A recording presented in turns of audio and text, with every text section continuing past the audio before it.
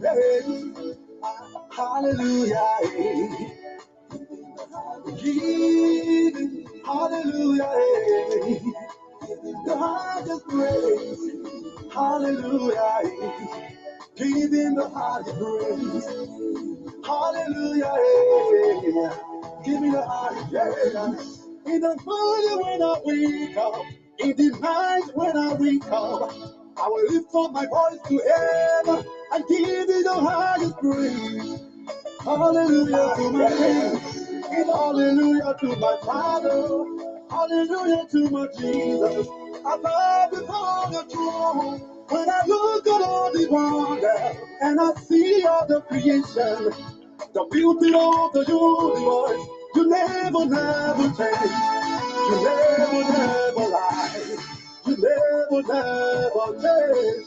You never fail. Hallelujah to my Jesus. Hallelujah.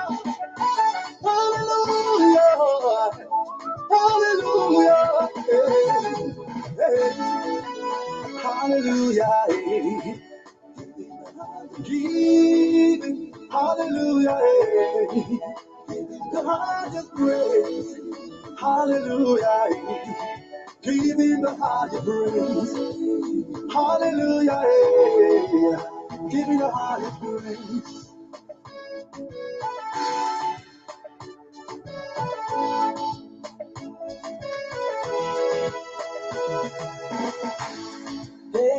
I'm not afraid, Jehovah. Come and worship Jehovah. It is of the prison. Come the prison. It is of everything. The worshiping. Oh, he gave me life. I will praise this name. I'm here to praise my God because he gave me life. Come celebrate, come to come and worship him. He deserves the praise. Hallelujah. Give him the higher praise. Hallelujah. Give him the higher praise. Hallelujah. Give him hallelujah. The highest praise. Hallelujah. Give him the highest praise. Yeah. Hallelujah. Give him the highest praise. All right, hallelujah, giving the higher praise is our theme song here by Liberian gospel artist Joseph Bass and K Praise. Is part of our commitment to bring you the best coming from Liberia and other of our folks here. We want to welcome our viewers and listeners across the globe. Thank you for sharing your Sunday with us here. We say welcome. Hopefully, you had a beautiful, beautiful Sunday. I'm Alphonso Zean Soe of the Liberia Public Radio and LPR TV. Hopefully, our crew going to be joining me here. Welcome, Amanda Elisha, right here in the ocean state of Rhode Island. Kaluba Aminanta. Good evening, good morning, depending on your location. Vivalent, am I correct? Titi Nimland, let's do some little bit of housekeeping here. Seabrant, man, SK Keita, Stephen, what's up, my man? Long time. Kaluba Johnson. Let's be gracious. Today is Sunday, so we don't usually do it, but sometimes you have to give recognition to folks that take up their time to listen because they could be used in that time. You guys are not forced to be here, but because of the good, the passion you have for your country, and you want to know things that are happening, so you try as much as possible to glue to any online news network. Gorsent, Yont, and of course, Mary Bada is one of our prime-time valuable to follow here. Is in the column people who consistently they call our top fan. Yeah, top fan. She's part of that time, Mary. Thank you. I know there's maybe major political differences, but the courage that you have to always listen to, also hear other spectrums of the discord political talking points in Liberia is good. Leona Takata, man, Paul, Jabo, Jason. Nancy, and the list goes on. So, I want to thank all of you for your time this Sunday. I hope you guys have a very great Sunday. It's been freezing cold. People from Atlanta to Georgia, our analyst Amos George here now had they don't experience snow tie regularly like we in the East Coast and people in the Midwest. So he's freaking all our like, oh, and you want to kind of do go, you want to be in America, you think well maybe you don't hear with the global warming, climate change, and all of that. You think you're just gonna be having a nice weather, but he's doing okay, so he's gonna be joining us here as usual. The liberal progressive gonna be here. And so we're going to be having a conversation, and it's always good to make you to form part of the conversation. And I told you guys over and over, and I will keep having that. We'll have this reminder. Don't leave this talking about talking like that. Don't leave it with us. We in the media industry, whether you a journalist, whether you a political commentator, whether you a talk show host, whether you a comedian, do not leave it with us. You need to take charge. It is your country. It is our country. No one has dominion over Liberia. So do not allow any talking point for that matter to take you to blow you up. No, not even the liberal. With his 1-4 in, 1-4 out scenario every other day on this network. Do not give this guy a chance because I have received a lot of complaints. He tends to confuse. Oh, I'm sorry, gentlemen. Oh, the most liberal progressive on this network, he's here. Man, I hope I'm not like Jesse Jackson, senior year caught on tape. Let me see my man. He looking good. Let me just bring him here. The liberal, good evening. Good evening, Mr. Soe, And let's get the ball rolling. Thank you very much for the wonderful show again. Hopefully, we'll have some real good time. But I heard you talking, but if you're oh, here come paying my on. more, Every you're little here thing. paying my here paying you more. Nothing you will say or nothing the people will write will move me. They ain't got no sheen. So nothing the people will say will move me. I'm You not see, cool. somebody texted me here and just say, so just pick on your man. When he comes, definitely he will respond. Exactly what this person said. That's exactly. You don't let go. You more than the Donald Trump. And you don't call me and say, I got a Donald Trump behavior. Donald Trump, he doesn't let anything go. That's who you are. Okay, liberal tie. Good evening. How was your Sunday? Well, thank you. Thank you. It went well. As Yeah, usual, we thank God for this wonderful life. Thank God for all the family member, friends, and even our audience. We thank God that everyone seems to be healthy, and we yeah, continue to pray for one another because it's very important, especially in these days where the virus is changing color from here to there. But God is able to protect all of us, and we continue to pray and thank Him and praise Him. yeah, yeah. We have to because this viral here now. It looked like I think this is something we're going to deal with for the rest of our life. Most likely, but COVID 19 came, Delta came, Omicron. Who know what other coming going to come? For God forbid, we don't want that. But from what I see, they're just pumping stuff into people's body, just well, pumping it up. most likely, Mr. So it's going to be with us for a while. Maybe in different form. You got Omicron now you got Omicron coming. Maybe Bugger Omicron going to come later on. We don't know. So we're waiting to see what it's going to be. Okay, so to our good people, we say happy Sunday wherever you are. To Carter David Johnson, to our own man, to River says Pro. River says Pro, he's a strong, I believe, a strong sedation. He's a very, but he's an open-minded guy. Sometimes he pushes. So I like how he does his stuff. Pajiba Fremer, Carter, W, Shiba. There you go. Sometimes we gotta give recognition because without these people, believe me or not, we are not here. We can be here because they take up their time. Some of them in Africa, other places, they use their internet. And this is why for us, we always like to keep the conversation proportional. Let's see what are going to be proportional because sometimes doing business with this guy from Total is very difficult to keep it proportional because people are complaining. They say you can cry. They say you let one too much. Well, so be it. So be it. Those are my views, and their complaint will not Other move. people, those what I realize, this modern society has become more problem. The other people now seems to be the one to I don't want to sound so Mr. So ridiculous. when you make reference to older people, just remember I'm Other only people like 45 years old. I'm only 45 years old. I'm not that old. So please save that old speech stuff. But what I'm going to say, what I How want is to say, 4 years ago? How is a 9-year-old child saying 4 years? Is it now or he gone up a little bit? well, now that I'm getting ready to go to Liberia, he has moved up age a little bit. So You are crazy, man. Every time I say can't go where is it again 9-year-old child? All year from 2009, I can't grow. I'm not about ready to take on issues in Liberia when I know most likely the people call you to come work, but they don't back you.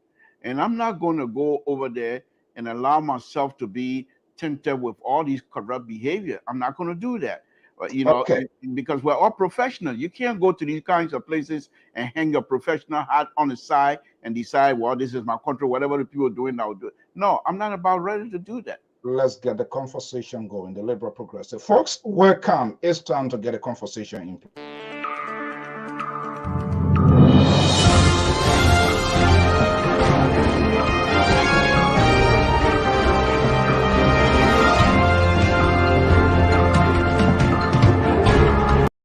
Okay, if you was joining us in cyberspace, this is the Liberia Public Radio, LPR TV. I am your host and anchor, Talvi Freedom Watch Informative Sunday News platform. Right here on LPR from the New England Bureau in the ocean state of Rhode Island, being joined by the liberal progressive in the most liberal, predominantly liberal state, California. Studio B, he's here again. Please tighten your belt, bear with him. No babush for a child. You're leaving. Just how he is, that's how we gotta deal with him. So create message una for be able una manage this man here. No sir, we get for putting. Okay, what today was another day. Sunday.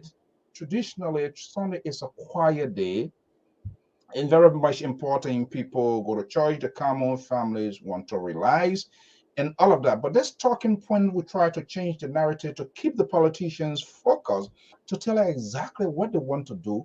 This crazy court scenario, court business here, we're not hearing anything from these people. By the time we get to know, this whole year will be gone and election comes, and then we have a limited time to deal with it.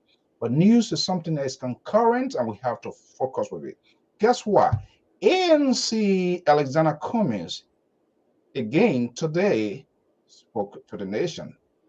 I listened to that speech over and over, and I talked to people other places. But from the New England Bureau of the Liberia Public Radio, this is our own monologue, and we will be right back. Political monologue. The New England Bureau of the Liberia Public Radio, more or less the political wings of the Liberia Public Radio. This is a quick little brief political monologue on the current developments unfolding within the political process in Liberia. It is getting more interesting on a daily basis for what is happening that has to do with the alleged crime being committed by Alexander Cummings and the ANC fingering fraud, tampering with the document. For the most part, Cummings is on the winning path. We saw today the ANC leader speaking to the nation. That is another way of showing strength. Because if you talk to folks that are within the ANC, they are also raised that concerns. The Cummings is kind of on the political softball and looking at the political process in Liberia, how volatile it is, bitterness, resentments, the name callings, and the types of propagandas being displayed with the intent to twist the minds of the electorate. So it's like, wait a minute, if you are into this, you have to be forceful and come forward with some strong points. So we saw today Cummings speaking to the nation. I try to figure out why it is, and I managed to talk to some strong political pundits and who also express that view. What that does, the actions of the ANC leader today, is to display to the nations and the international community that what is ongoing right now is a conspiracy at the highest height, uh, that is being supported and abetted by the government, tied in with this opposition itself. And this is where it kind of resonates with most voter or people winning that public sentiments and looking at the histories of third world countries, not just only Liberia. The ruling establishment or ruling government tend to pin down the opposition. And that's exactly to what Cumming he has said that over and over, and he has been very forceful. We heard the name callings of Benana Yuri, and recently, for the first time, called on his own main challenger in the opposition, calling the former vice president of the Republic of Liberia, Ambassador Joseph Boyka, and say, hey, wait a minute, I thought we are all in this process, but your quietness, not speaking and not saying anything, is it's hair scratching, and it seems like you are in support. Bear in mind, Benina Yuri also gave support to Joseph Boyka. So Comey is now saying, I am the guy that is up for the task to change this sort of culture of status quo within the political system in Liberia.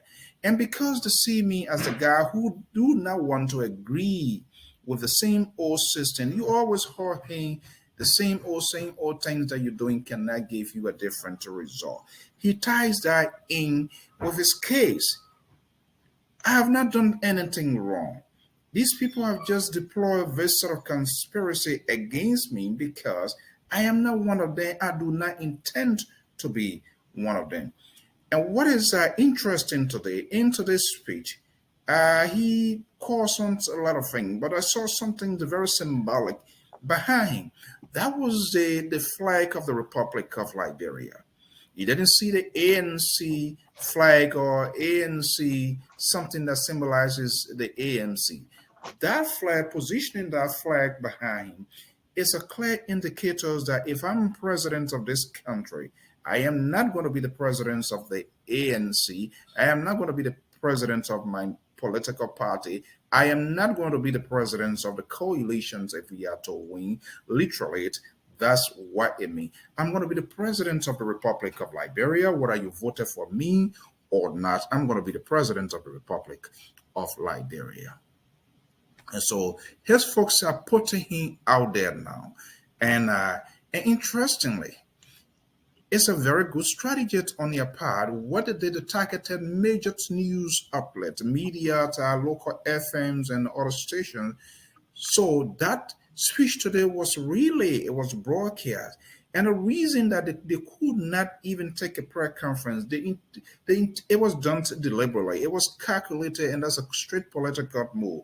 Because any attempt to try to take questions, it would take away the message of Mr. Cummings. So what they are doing, they throw that message out there. They want folks, Liberians and the outside world to absorb the message and begin to figure out, to see whether they can start having a second thought about Alexander Cummings.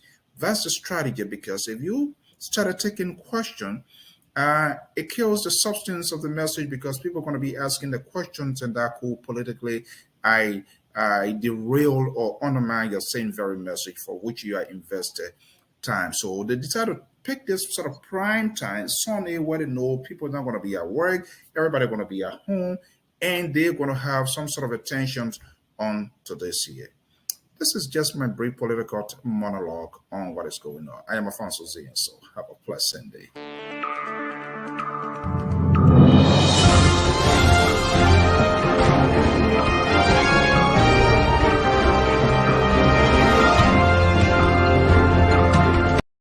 Okay, the liberal progressive.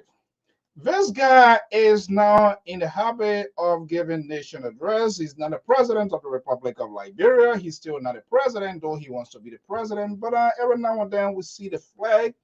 But they were very much strategic today. They removed the ANC flag and only the flag of the Republic of Liberia. Let me just put this here to illustrate what we said. There you see him mounted to the podium. To right there is the flag of the Republic of Liberia. Beautiful dressed. I don't know. It's a dag. Let me see here. I want to see whether we can have this here. Hold on here, Liberal. Let me see here. I hope you're not my sister again. Okay. Is that a navy blue suit or black suit? Liberal, from what you see there. I'm not too sure. What do you mean by you're not too sure? You get on your glasses, you say you're not too sure? From where I sit, the color doesn't matter. It's the message that I taking attention to. Oh man, you don't look happy this evening. You are getting ready to start. I know exactly. All right. Whatever else, wherever it is, let me bring in the most the man from the far right, your patron, French message, your friend, Amos George here. Probably Amos George will help me. I know he monitor. Look, Joy, this guy I'm asking, he's sounding very reluctant. That's how he starts. When you see him like that, then he rather take 60 or 75 miles per hour. That's where this suit this guy wear, is that a black or navy blue? You think? No, that's not navy blue. It look either brown or black. Okay, yeah, brown, yeah, something. I don't know. I see he's Yeah, serious. the camera, I You think know, it might be that like, politics for something. You, it can make it. They can make a great concept before you even. Cummins were oh not looking yes, like this. You no, know, this guy giving him hell. I think we need to find some dye and put it in your hair. This guy, oh he yeah, even got he got the airflow. Yeah, look at the hair, everything on your hair. oh yeah. I mean it is stressful. Oh my goodness. Maybe Yeah. you look for something just for men. Yeah. Well, I think they need to find out. Okay, let's. We're gonna go to the bit and pieces of that. Gentlemen, good evening, and to our many followers. What we intend to do today is sit and give you a fair share conversation. And I know most of you followers, you also listen to that speech today. Mr. Toh, you had a chance to profile of it, the speech. Yes. Okay, Pa George, Yeah, you listen to the speech. I listen to your speech. Okay, so I don't know. Why not we give a little bit excerpts of it here, so that people will know exactly where we are. And I want to keep all of you guys on the screen. We're going to listen to it a little bit, and let's see what this guy was talking today. Okay, let's go. We have been ridiculously charged with forgery and criminal conspiracy. The accusations underlying these charges are totally false and completely baseless. Our accusers, Mr. Benani Ure and his all-Liberian party, the ALP, and the government of Liberia, know these charges are baseless and false. We also know that Mr. Ure and the government of Liberia are not alone in this conspiracy to lie and tarnish our hard reputation and integrity. Sadly, to break up the CPP, Mr. Ure and the government are being chairhorned by other leaders of the CPP. These leaders are afraid that we will defeat them in a CPP Democratic primary, the process we agreed to use to choose the standard bearer of the CPP. These individuals, aware that they will lose to us, now want to break the promises. Okay, let's have a. All right, let's have the conversation here. Everybody, for the most part, courtesy our sister network television. The guy was beautifully dressed. He in his I don't know what is a sort of safari type of gange type of suit, business suit. The ANC folks putting out there looking more presidential. They put the flag behind him. They undo the ANC flag or whatever symbol they have this time around. I look at all of those things. I look at all of these different components, the tone of his language, things that he was saying, and all of that. I gave my own monologue, but I think we can have a conversation. I look at the timing of the speech. Isaac Vatukba, who was the chief of staff, came forward yesterday on the sister network Spawn TV to set the stage. These are all political tactics communication strategy to get the attention of the public to say, hey, wait a minute, something going to happen tomorrow. They took all of the major networks to relay that.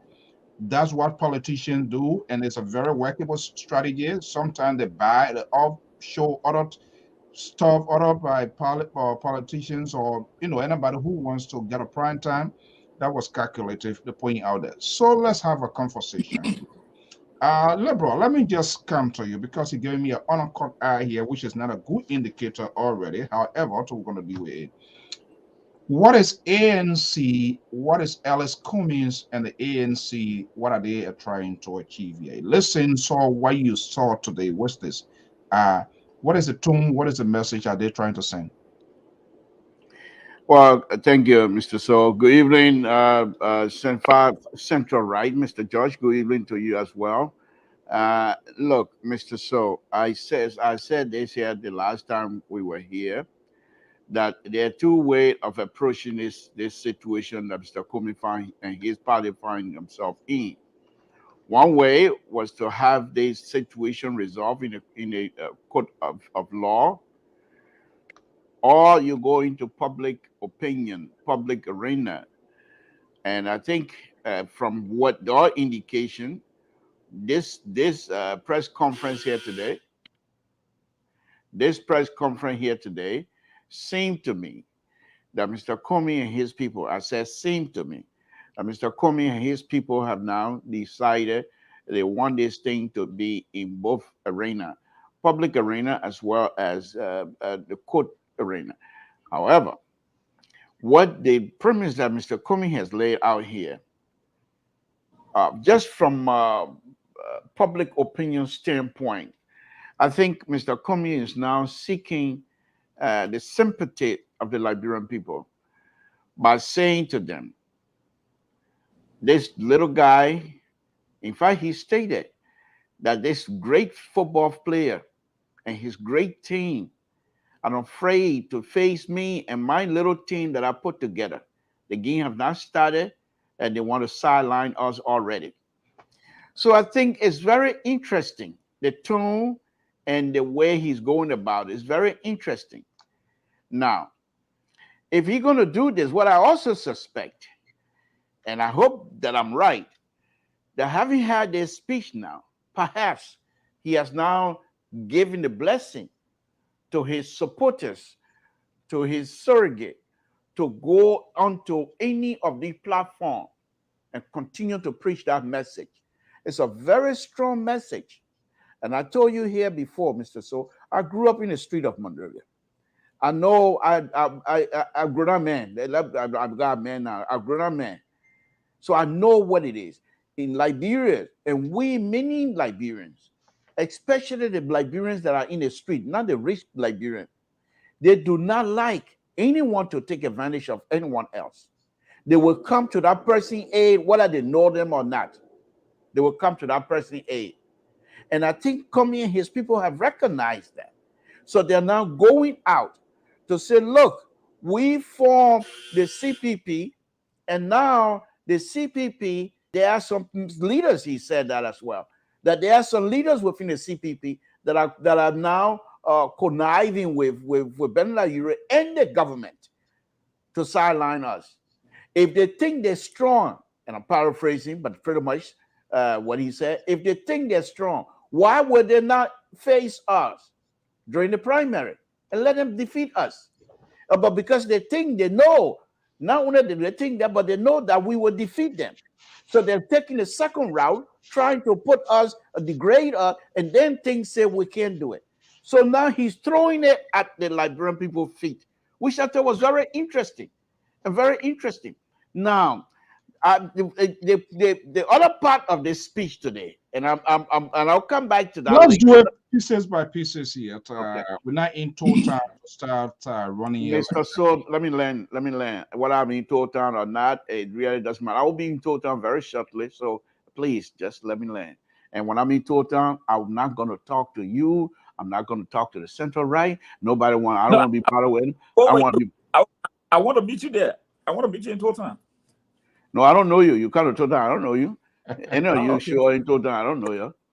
Okay. Okay. Yeah, But go ahead. let me make my point here, Mr. So, on a very serious note. So now, and then we'll talk about this speech pretty much all night. Now, Mr. Comey has laid the groundwork. The surrogate and those who are the handler, they should not put together. What are you can speak the English or you can't speak it no matter.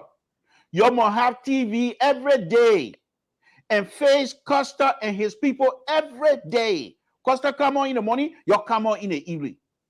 And you have the serious conversation.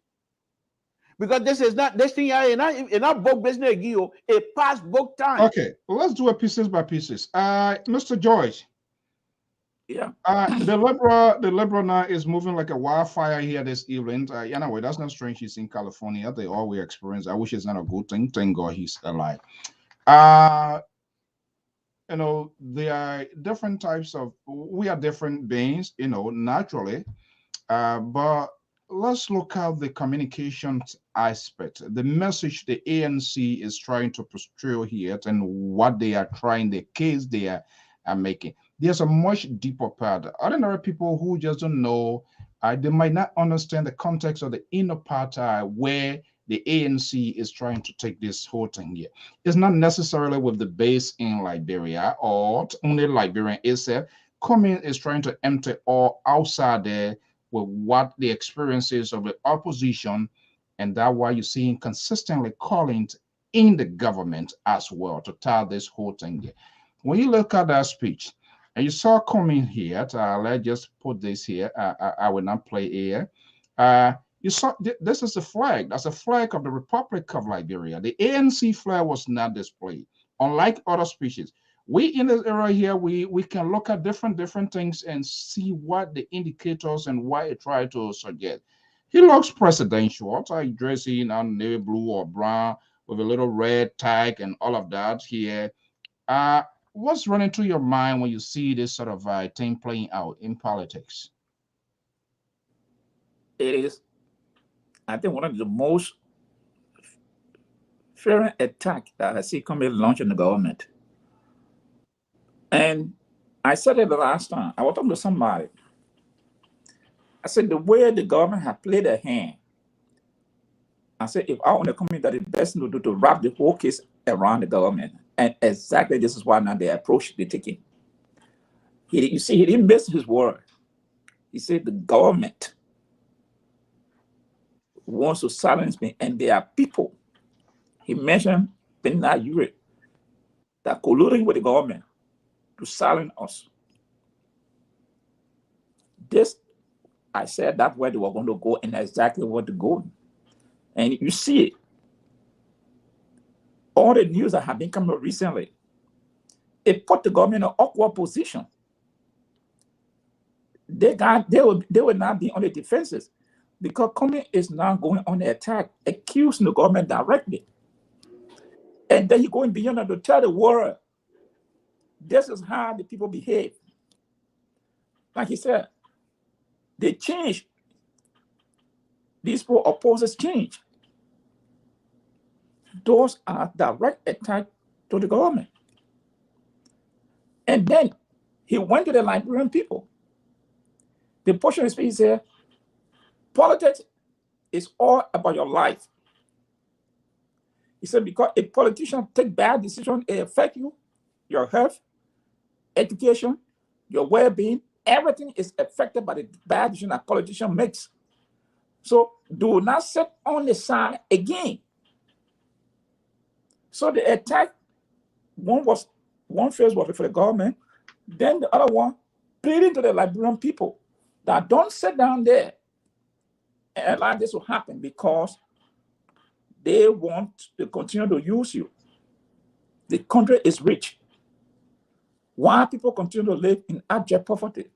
If I'm going to first try to paraphrase his words, that is a serious attack levied against the CDC government. So the bottom line now, it put this government in a very difficult position because that's why I said the last time. When you see the Minister of Justice come to say, hey, they are Ministry of Justice. Then a support coming statement that the law is not being applied according to the book. Because if the Minister of Justice is speaking like that, then what is the message? That people in Liberia will go to court and get fair justice. So that's why I said the other day, the statement that Honorable Musa Din made, that statement, it do have a whole lot of implication on the government, because it undercut the government position to say, hey, we are Minister of Justice, free and fair regardless of where you come from. But if the Attorney General is seeing this, and the Solicitor General is seeing another thing, and they're all being tied up into something, what coming is not seen to the Liberian people, and not just to the Liberian people, to the international community, that this is not good. This is what they want to do to us. They cannot face us through the ballot box, so they want to silence us by dragging us into court, charges that they cannot prove. You see how he came by forcefully. He didn't even say alert. He said, they lie on me. They are lying on me. They are trying to tarnish my reputation, the government, and Benina Ure. Then he went, he threw in Omen Boaka directly. He said, and all political leaders are saying that they cannot speak because they're afraid. Because I mean, now he said because they are all part of it. What is he looking at time for? He got time. That is why some of all of what Okay. I've been telling the laborer that your old man must get out to address some of the issue. He said it's not his business. Now you see there, welcome is on with all of them now. So they will be forced to come out to defend themselves, to say something. Okay, all right. What a good talking point there. We want to welcome our folks. Thank you so much, Dr. Seaton, Terry, Patrick, and our own Thomas, and from our sister network, Kef Hassan. Good evening and welcome. As usual, just a continuation. Mr. Soe, let me just add on here. Why you going on with all your Kumba here, naming all of the people and them having seen Kumba here tonight. That's not what I'm here for. I'm here to make my point. I'm not here for any Kumba here business. So whatever you say, I'm looking at my time because you give the central right of so much time without interruption, and I'm looking at my time to make But sure I don't have a wife, so I central right. That's exactly my point. You're getting ready to interrupt, and then the far right, the far right conservative going to get involved and start to interrupt as well. So I'm just giving two of you a heads up. But let me make this point here very quickly, Mr. Soe. Look. This entire speech today, when I come back, I'm going to break this speech down piece by piece by piece by piece. It's very interesting, what Komi has done here today. To the intellectuals among us, the Liberian intellectuals, this is some groundwork for those people to know what is happening. Komi play another Trump card here this evening, or whatever time it was, when he said they lie on me, and whatever they're trying to use the court to get me out. So if this is the message that is out there, Kumi have already put the court on trial. Now the court watcher going to also watch the court and say, is it what is true? The judge himself has serious issues published recently. Him and the Solicitor General, they have serious issues. The flag you keep making reference to, and I love it. I have my own here too, of course. I have my own flag here, like brown flag, Mr. Soe. And baby, I love you. Anyhow, the flag that you make reference to, Mr. Soe, why you want to show my flag when you're laying down like that? What wrong with you, Mr. Soe? Don't do that kind of thing to me, man. What wrong? People say, yeah, we go. I don't want coming weeks coming over here and making comment about my flag and things like that. Let me put it in your corner here. Okay. I will inform now on you. Mr. Soe, will you please take the camera fire away? Okay. Okay. You want to see you. Yeah, you got me fixing flags and all that kind of stuff. But anyway, that's my baby. That's a Republic of Liberia. That's our symbol. But on a very serious note, and of course, the flag is also serious. But Mr. Soe, the flag behind Mr. Komi, Again, very interesting. Cummings is not only talking to the Liberian, he's making reference to the international community. Dr. Weah and the CDC level government, they are not in good standing with the international community. Don't let anybody fool you. Number one. You heard recently the chatter about Honorable Nathaniel McGill and everything else. So all of these things that Kumi is now utilizing, having seen this, now he's utilizing that. I was kind of surprised he didn't even make reference to Front Page Africa Peace. But all of these things come together. It's a very smart move. Now, however, Mr. Soe, if the people who are surrounding Cummings, who's supposed to be carrying Cummings, they should be going to each platform, each of the Liberian media platform, begging, as Mr. Spoon put it today, begging to enter and re-emphasize and talk about this thing. Talk about it as much as possible. But here's the drawback, Mr. So this is the liberal. I don't fool around with anybody. Your ain't fame my mouth, my ain't fame your mouth. There's a drawback with the Cummings speech here today. That has undercut his sincerity. You're talking, Cummings came and said the corrupt behavior in this country. They know I'm the only one that can. Huh? Are you talking to me? Are you not being recognized and supported by Musa Belete, the person who has been accused by many Liberians? You said accused. Mr. Central Right, what is the word accused? Mr. Central Right, you had your time. The liberal is on the floor. Hold on 1 second. Can you make your point? So may I make my point, please? You see, that's what you guys do. When I say something that is not in your interest, you tend to try to silence me here as well. But I'm not going to be silent. You know I'm a liberal. Because I'm saying something that both of you are not in support of, now you're going to say something. Let me make my point. So, if Mr. Cummings, the undercutting pin of his statement here, to say that he should not have even mentioned corruption, because you are being supported by people who are corrupt, according to the many Liberians. These people are not being found guilty of corruption, but those are the rumors and those are the sentiment that is out there. So for you now, and even the government that you accuse of corruption, the government has not been found guilty of any corrupt behavior either. So, Mr. Soe, that corruption speech, that should have been the one that perhaps been taken out and people were not watching. I think that would be the main thing here. That would be the drawback of this wonderful speech today. Yeah, so it's unfortunate. But let me just throw you under the bus right now because maybe your memory is kind of diminishing a little bit here. Mr. Soe, I supported Musa Ability. I did a 1 hour show of Musa Ability.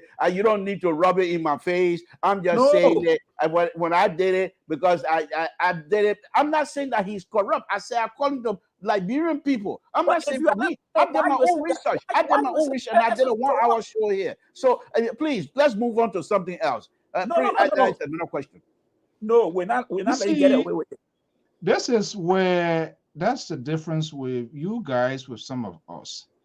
You people are the principal facilitator to confuse and diffuse the Liberian people in helping them to make a decision. And good that you confess. We have not even started to drink here. We're not taking phone call. Then how would I do it here? The liberal. Okay, I think you're gonna. So he came here on this network multiple times, not just one. And he was in the defense of Musa Ability. Again. Because at the time, they were in one accord. But now, things fall apart. They're all moving on. They're coming back with this sort of kitchen sink. Okay, well, that's part of it. Political correctness always factor in, be a commentators or host. But I did a monologue here, a political monologue. I did that here as well, my own view.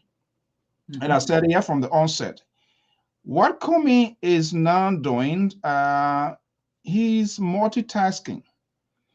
I remember for the most part, people, we all say Cummings is weak, Cummings can't talk. So his people now, hey, you need to take some political logozy to put energy and strength in you. Do not allow, and that's the worst thing to do in politics, when you allow people to define you, You live with that stigma for quite a long time, because then it seems they just want to determine your destination. So it seems to me there have been some sort of backyard workout. If you listen to that speech today, more than 4 or 5 times, false, Bislek, Benana Uri, and the government. Benana Uri and the government. Benana Uri and the government. He becomes so monotonous in his argument, simply telling the people this is the behavior. You remember that he's speaking in so many contexts, in so many languages, that it would take somebody who maybe go through speech or this speech stuff and thing to know exactly what he was trying to say. I'm not talking about people who just only listen and hear the words. No, but every word in a speech, it means something, and there is a connection. So there are people. So he's taking that sort of I don't know whether it is applicable in the Liberian politics, that sort of Western way of communicating. That's what he was doing. The people here to say, I'm not one of them. In fact, they have defined me in the past. I'm a stranger. I am. This is not an entertainment. They feel they are the only person. So he brought in the diplomatic enclave, like what Mr. Toll said, put the coat under the boss as well, to say, hey, these people, they lie on me. Regrettably, one of our own, we all profess to bring changes, is now working with the government to have this sort of conspiracy. Now, talking about the flag and putting it out there, there is other connotation to that. If you go further down, I am here today. I'm not going to be like the current president when things happen that I can't talk. So what they are trying to do now is to make him to get used before the camera and get used to him. They lost confidence. I'm not sure whether they are presumptive nominee for the CPP or whether they're going to survive, but they are pretty well positioning themselves to say, hey, we are ahead of the game. The reason the people do not want us to go through the process because they know that they're going to be defeated. He went as far as bringing him the greatest player, and then he came back to say, I'm not a career politician. That was being a little bit disingenuous. You're not a career politician, but you're a politician now. But he also brought in Weir. So what these folks are doing now, and also they put in some propaganda as well, because when you politician, when you begin to call names, opponent names, so it's like what Samson Story is. I'm not sure whether he given some counsel in the backyard, and then you come here, profess to be for Joseph Boyka. That's another thing. When Costa come on, you come on. When they want to come on 1 o'clock, you come on 2 o'clock. But this speech, we don't know yet the outcome. But what they did was the targeted major news outlet, they position him to make him look presidential. They make the nation and people outside the nation to grab his attention, to see the other side of him. People say he weak, he not weak. In so many ways they are presenting this guy here. But what I do know for sure here, and he lost confidence. I might be getting ahead of my shadow here, but he's also mounting pressures on the judiciary system, undercutting the work of the judiciary system. Like Tor said, Serena Cephas came out. He wanted a system network where he's supposed to have zipped his mouth. He didn't, and he said he has have a lot of evidence. Now they went to court and asking for time off for 5 days. So it becomes the question: how is the case even being prosecuted? How this writ of arrest even came into being when you are unable to present this? My guess here, the common folks are having some really international counsel, because these things, the document they are requesting for, it has never happened in Liberia.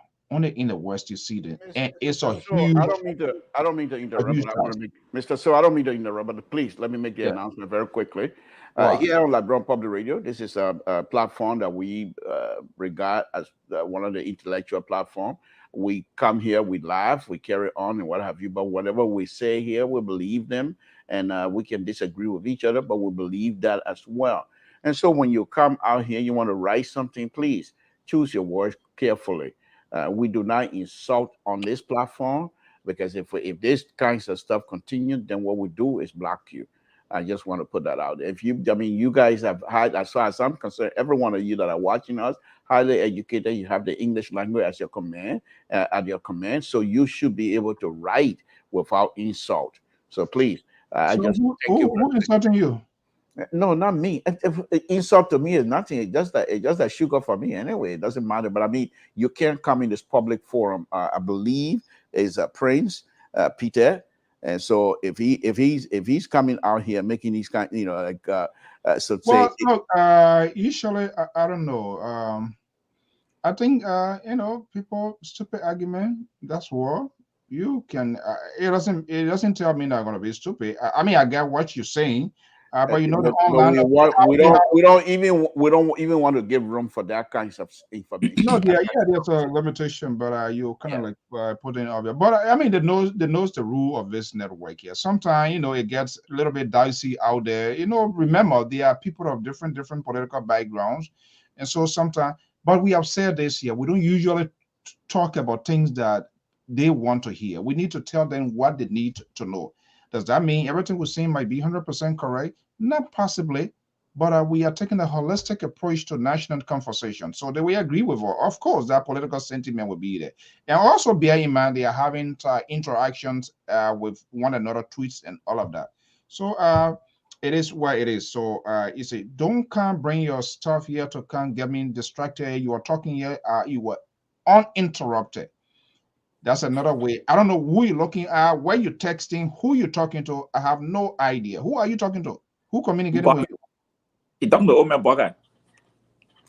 Mr. Central Right, this is a platform that when we come here, we speak about Dr. Buckeye and the next president of the republic with respect, please. Mr. Soe, let me say this before the Central Right comes in. So and to end that point, yesterday they were asking, and Isaac is a smart guy, and I knew very well you don't have this sort of major prime time. No, any smart politician does that. You won't have this sort of major prime time. The essence of it is for people to absorb your message, for people to grab your message, to go and sleep with it to see whether it makes sense or not. So I knew very well when they were asking yesterday, oh, will he take question? How can I take question? I can have a prime time slot like this in the to grab the nation's attention. You speak and you go and let the people argue out and see how the responses or how people are going to respond to it the next day. But guess what? After this sort of major news conference, and then you say, oh, I take one or two questions, it's not possible. It's not possible. You will be distracted. And maybe you will say, there and take it away. Before the Central Right comes in, let me throw in another thing here. Perhaps you will come vehemently disagreeing with me. And then that will give him a good stepping stone, and whatever he wants to go, that will be fine. But let me just throw this to every one of you. Cummings is a very intelligent person, wants to be president of the Republic of Liberia. And we'll try to open the line here sooner tonight. Let's get the reaction. In so doing, tonight, the speech today, when it comes to the judiciary, Cummings did not do good at all when he mentioned the court. Because I thought Cummings would have used the opportunity to throw this thing right back in the court and put the responsibility on the court. But to say that the court is being utilized, then you're not helping to build the institution. Okay, let's listen to that. Cummings is somebody who prefers to be liking to want to build institutions. If the court is, this guy, he think that it's not in Cummings' place. Cummings is in a court. It's in a court. You can't be in a court. The court that has a jurisdiction over your case. Unless it happened, you can do that. But somebody who wants to be president of the Republic of Liberia, to be leader of the Republic, you can't come in and try to tear down tear down some of the institutions that we're supposed to be defending. You can't come in because the case, perhaps you think is being motivated, politically motivated. That's fine. You leave it with the court. You don't come in public and say the court is being used and the court. No. You're not building institution. What I thought Cummings would have come out to say, my view would have been, look, the case is in the court and we are all watching. Let all of us watch exactly what the court going to do. then you leave it as that. But to come up to say the court is being used against me, that sounds like Donald Trump to me. Well, I don't win, and This if guy- I don't win, that means the people cheated. That's you it. see, No, you see, you are misrelating, misinformed. Okay, let's do this. Let's play a little bit soundbite of comments for the benefit of the audience, and we'll Yeah. try as much as possible so be able to get some picks and phone calls here this evening here. Let's listen to it. This guy, he think here he's in total. Let's listen to this here. Let me just see what I can mute my mic here, and we can play this. All right. But are too cowardly to take responsibility breaking up the CPP. Hence, they are joining with the government to contrive a lawsuit against the CPP. After almost 2 years of its continued existence, under the same set of rules and obligations, which applies to all parties, including the ANC. Feeling betrayed? Of course we are disappointed. But we are not afraid of these accusations, nor are we worried about the hypocrisy. We know the truth is on our side. We have assembled a team of great lawyers through whom we are confident the truth will be revealed, the hypocrisy will be exposed, and we will win and be vindicated. However, I'm concerned about the misdirection of our country, the conspiracy to politically prosecute opponents, aided and abetted by some members of the opposition, is bad for our democracy. With blood, tears, and treasure, Liberians paid too high a price for our democracy, for the right to freely and fairly choose our leaders. Too often, we have allowed ourselves to think that politics is not our collective business, that it should be left to the politicians while we go about tending our daily private lives. Well, politics also determines the conditions under which we will go about our daily private lives. In fact, it determines whether our lives will be private. Okay, let's come to the conversation here. Let me mute it here a little bit. Okay, I think we have heard most of it. Here we go. Government, and folks within the opposition. Government, and folks within the opposition. So let's give a quick rounds, and because what I want us to do here this evening, to have our folks also engage, they listen to this, let we get their take as well. Pa George, go ahead. You the liberal spoke before I came in with that. I'm going to be coming to the phone lines later. Let me see what I can put the number out here. Go ahead, Pa George.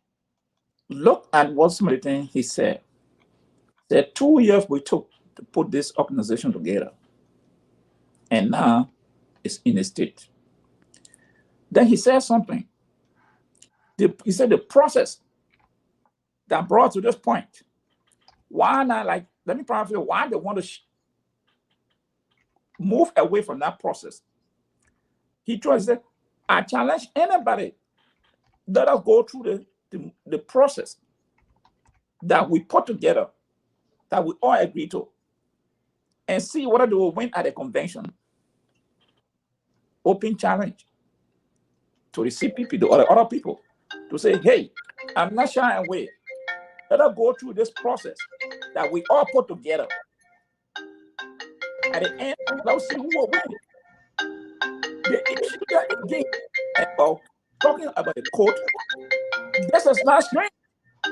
He mentioned the justice system in Liberia. We saw when the Solicitor General wanted to arrest Henry Costa. We saw the Manipaga Duma incident. We saw how the same judge ordered the closure of Henry Costa station and seizing his equipment. So if one thing the justice system in Liberia, especially the court, is not anywhere that someone can solely put their trust in, because they have a bad history with the Liberian people. So if Comey said the government is not using the court, he's right. Not because you go in the court, so you cannot question the authority of the court. No, because the court has always been the constant habit siding with the government. Yes, the judge signed on again. The judge signed on that writ to have him arrested. Okay, let me go to Liberal quickly for his point, and then we'll be going to the phone lines. The lines are already busting here. The Liberal, do you have a point to make before we go to the phone line? Go ahead. I think the audience are waiting. Okay, let's go to this line here. Christopher, you can call back. Caller 612-0274. Good evening. What's your name? Hello? 612 number, are you there? Oh, hold on 1 second. Hold on, my fault. That's this Liberal here. Sorry, I didn't connect to the system. Okay, are you there? Yeah, this is Elvis from Minnesota, Mr. Soe. Thank you for taking. Okay, yeah, thank you. All right, go ahead quickly, Elvis. What's your point? You listened to the speech today. What's your takeaway? Yeah, I mean, I listened to the speech. I thought it was a pretty good speech. The only thing I disagree with him on is a baseless claim that this whole thing about bringing a case to the court is baseless. As any citizen of a country, once they feel aggrieved, is their constitutional right to seek redress through the court system. So I think Mr. Bureau taking the case to court is well within his rights to do that. And the only thing that Mr. Cummings can do, rightfully and legally, is to react to his claim and take it to court and get his lawyers to fight the case. All right. So I don't think that is something that is unfounded. And then one thing I just want to say quickly before I leave, Mr. George said that Liberia is a rich country. I hear a lot of people saying that. I beg to differ. I don't think Liberia is a rich country. Okay. Compared to relative to other countries around us. Because you see, rich countries, when they have resources, you see these Western companies and Western countries flocking to them to get that resource. Look at Nigeria, for example. Look at Equatorial Guinea, countries that have actual resources that other countries want, like crude oil. People go there, and that country starts to develop, and you actually see the money. We're talking about iron ore, we're talking about rubber. Those things are all work, commodities. These are not things that are hot on the markets anymore. So if Mr. George want to come into that after I get off the line when he get his chance to speak, I want to know what makes us rich. What really makes us rich that we're not tapping into that continues to keep us poor in the country. Thank you again, Mr. Soe, for taking my call. Thank you so much. Let's make it brief as possible as we can. Christopher Wulati Tobasi is on the line. For now, we'll go to 612 number 3168. Christopher, good evening. Yeah, good evening, Mr. Soe. Okay, we dwell on the speech. You listened to the speech today? Yeah, according to Cummings, he said we have the truth on our side. The truth is on our side. He said you and the government are witch hunting me. Cummings was speaking to the international community today. Cummings was speaking to the people around the world. Cummings was speaking to Liberia. And I think in the court of public opinion, Cummings had a good day today. The government lost because Serena Seaforth had no evidence that prepared the court to issue the writ or the warrant of arrest or to indict Cummings. Serena Seaforth is still looking for evidence. And as such, Serena Seaforth and the government lost big time today. They had a big. Yeah, you're a strong supporter of the government, and you're coming out in this movie. So do you think they're on a losing battle, even though the decision verdict yet to be? Indication, everything I've seen so far, because based on Serena Seaforth going to the judge, the magistrate judge, and say, look, I want us to indict so person. I don't know what kind of evidence he showed to the judge and what prepared and how did the judge determine or come to this conclusion that, oh yes, let's issue an indictment for Cummings. And now the man say, I don't have evidence. Give me time, let me go look for evidence. Okay. I think the CNC-led government needs to be careful. I think the court needs to be careful. I think our judge need to be careful because people will soon start calling for that judge. I mean, because they will start finding some kind of, because something sinister is going on here, Mr. Sue. Something is, I feel something here. I don't know what is between Mr. Silver and this judge, or something. All right. Me, I want smelling in a small taste too. Had a good day today, and the government lost on this one. All right, thank you. I think the government is very, very playing a catch-up game here. Serena Sifa is playing a catch-up game, and they gotta be careful. Okay, thank you so much. Some of us are watching, and we'll keep speaking out. All right, thank you so much. Thank you very. Okay, let's go to 937 number 5591. Caller, good evening. What's your name and where you calling from? How you doing, Mr. Soe? Good evening. What's your name, man? My name is Axel Johnson, calling from Dayton, Ohio. Dayton, Ohio. That's Ohio there. That's a battleground state. Good evening, Mr. Johnson. Welcome. You had a chance to listen to dissect the speech of Mr. Cummings today? I passed through it. I just passed through it. Where you were driving, going, you're passing through? I passed through it. Let me go straight to the point, Mr. Soe. You see, these people in Liberia or Cummings people around the world, they just feel like Liberia is a dead ground or a playground that people can joke with. If you've been joking with Liberia 25 years ago and think this is not the time for you to joke with Liberia anymore, people trying to joke with the justice system in Liberia. Things that they can't do in America. Things that they can't do in America, Mr. Soe. These are the things they want to do here. And that's not going to work. Example? Yeah. So example, people, when you look at the justice system in America and think, these are the people that they really deal with. People that want to be politicians, people that want to be lawyers, people that want to be doctors. You have to go straight to the point.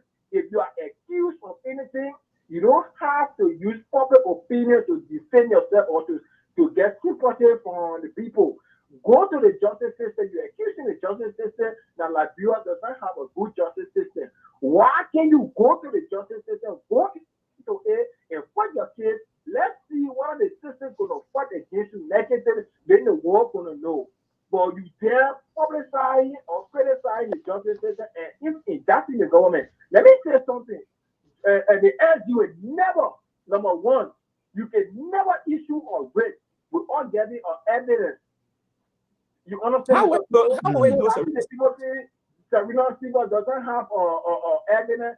Let them wait and see how the case is going to play. That case is a long case because the ANC people say that Serena Siva should get evidence right now. So you expect a man as a learned man to just come and say, yeah, this is my evidence. It don't work like that in the case of in the court of jurisdiction. It don't work like that. Let them wait and see.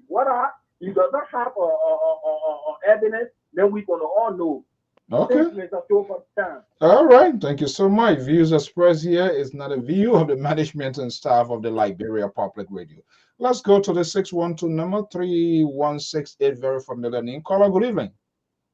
Good morning. Good evening, Mr. Soe. Yeah, Terry. Yeah, Terry. Yeah, Terry. Okay. Yeah, welcome. So you listened to the speech today? Yeah, I listened to the speech part of it, because later on I just felt that the whole speech was Cummings playing the victim, to gain public sentiment. Because first of all, you already in court. You're accusing the justice system of not being, correct. But the judicial system have been playing in your favor. You requested for your something to not be telegraphed. If the government have been influencing it, like the way it happened in the case of Bani Samuka, in the case of Kabina Jana, you will be telegraphed. Your whole entire process will be telegraphed. If the government wanted to influence it, all right, you file a bond, a criminal bond. The government they accepted it. What we call witch hunt is you will see it for yourself. You will see that the government is involved. Like what went on with Kabina Jana and Bani Sanka. This case is different. This is your own CPP, a member of your own CPP that have taken you to court. So why are you bringing the government into it? The government has the right to prosecute because it involves them one way or the other. So I think Mr. Cummings is not acting like he's from the corporate world. All right, he's behaving like to say he don't understand the rudiments of justice system. So as a result, he's trying to buy the public sentiment so that maybe he can provoke a protest in the country that his case will not be heard. And that cannot happen because, like I said the other night, that the Georgian government is not afraid of the West. All right? It's clear. You saw Henry Costa, those guys from the West here, they said the Georgian government is kleptocratic government. What did they do to them? They didn't move them. They said all kinds of things about we are. First of all, we are don't even like he never had relationship with Trump. He don't have a relationship with Joe Biden. He's not a guy that always in America now and then. So everything that comes from here, you don't even pay attention to it, especially in this regard. So what are you calling the it? community cannot get involved to play for Cummings because this is a So- issue that is dealt so with the what- judicial system. Okay, so let me ask you, Yes. Terry, before I go back to the guys here. What was the substantive aspect of that speech today? Did you grab anything from there that was of substance? Yes, the area of substance that I see for Cummings, all right, is that he's trying to present it. He needs to do that because in doing that, from my view, politically, it would to test the waters, to help his followers to gain momentum. Because right now, his followers are weak. They're depending on him. They're trying to look for something to hang on, all right, so that they can propagate him. So I think from a political standpoint, he spoke like a politician. He's not speaking like somebody like he's saying, "Oh, I'm not a politician," blah blah blah. You know, you're speaking like a politician because you have the flag behind you. I don't know if it posts up if he's the president now, but the flag representation, the posture, his expose, and some of the things he said, all right, it drives a political agenda for him to gain momentum and public, you know, for the public to see him as somebody who's coming up strong, you know, to challenge the government and challenge the system. Okay. Which of course, in that manner, he did well for his party because the party leader needed to speak. The party leader needed to say something that will put them in view. But will it help him? Is it right? Is it timely? That is what we need to be looking at. Have you looked at? In my mind, I don't think so. It wasn't. Do you think it wasn't timely? Is that what you're saying? Well, because from one side, I think we should allow the court system to run to a certain extent, like wherein we can see clearly that the case is falling, you know, in his favor. Then he can come up and project something. But right now, he indicting himself. He's shooting himself in the leg. The court is not going to take certain statements he made lightly. That is the thing that people not understanding. All right, and the court system. I've been through the court system before, and I can tell you that I was taking advantage of one of my kids. I was taking advantage of deliberately. All right, because there were certain people there that were lawyers in the system. And they turned the whole case against me that one of my child had to be taken away from me. Legally, I had the legal right to have my two children, but they maneuvered the system against me. So what I'm saying is that you can't speak against the The justice maneuver. system. Are you saying the case? Or we don't know the inner part of your case, and now to just bring it. Are you saying it was in your favor and they just do it? On your platform Okay. because it's All not right. an issue. I just give it a gist. All right, I'm trying to tell you how the system The works in government. Nigeria. Okay. That they can turn your case. So that even your case can be in your favor. The justice system know how to turn it against you. So if you already in court, then you coming up to tell us that the court is not correct, blah blah blah, and the people have already done something in your favor. Remember he's a politician, so he can put anybody on edge. So all right, thank you so much, Terry. Okay. Yes. Okay, so that's quite interesting. Pa Joyce. Let me say this to Mr. Terry. According to the Constitution, every Liberian entitled to a bill, depending on the nature of it, except for murder, rape. So bond is not something that you can say is the right of the judge. No, it is required by law. Besides those two cases that I meant, murder, rape, those are non-bearable offenses. Any other thing you can be bearable in Liberia is required by the law, by the Constitution. Second, there's no law in the book to allow television camera in the courtroom to televise, and there's no law. If you want to do it, you have to go to the legislature to pass that law. So it's not that the court is doing favor. You have to look at what the law says and your rights. So it was his right to say no. We are asked, that's why the judge threw it out. That's why the judge denied that motion. Because it is not constitutional, it's unconstitutional. There's nowhere in the Liberian Constitution that said that camera should be allowed in court. So, Mr. Cherry, do that research. Second, you made mention about the Cabinet General Trial. Cabinet General Trial was not a legal case to go through the court system. It was a political case. That's why you saw the trial was being at the Capitol building. So you can't come to say Cabinet General case. No, that was a political case. That's why you saw the trial at the Capitol building. That is the seat of the Senate. So that case was political. Then you talk about he just confirmed what Comey said. If you said that you had a right, but the court went against your right, violated your right.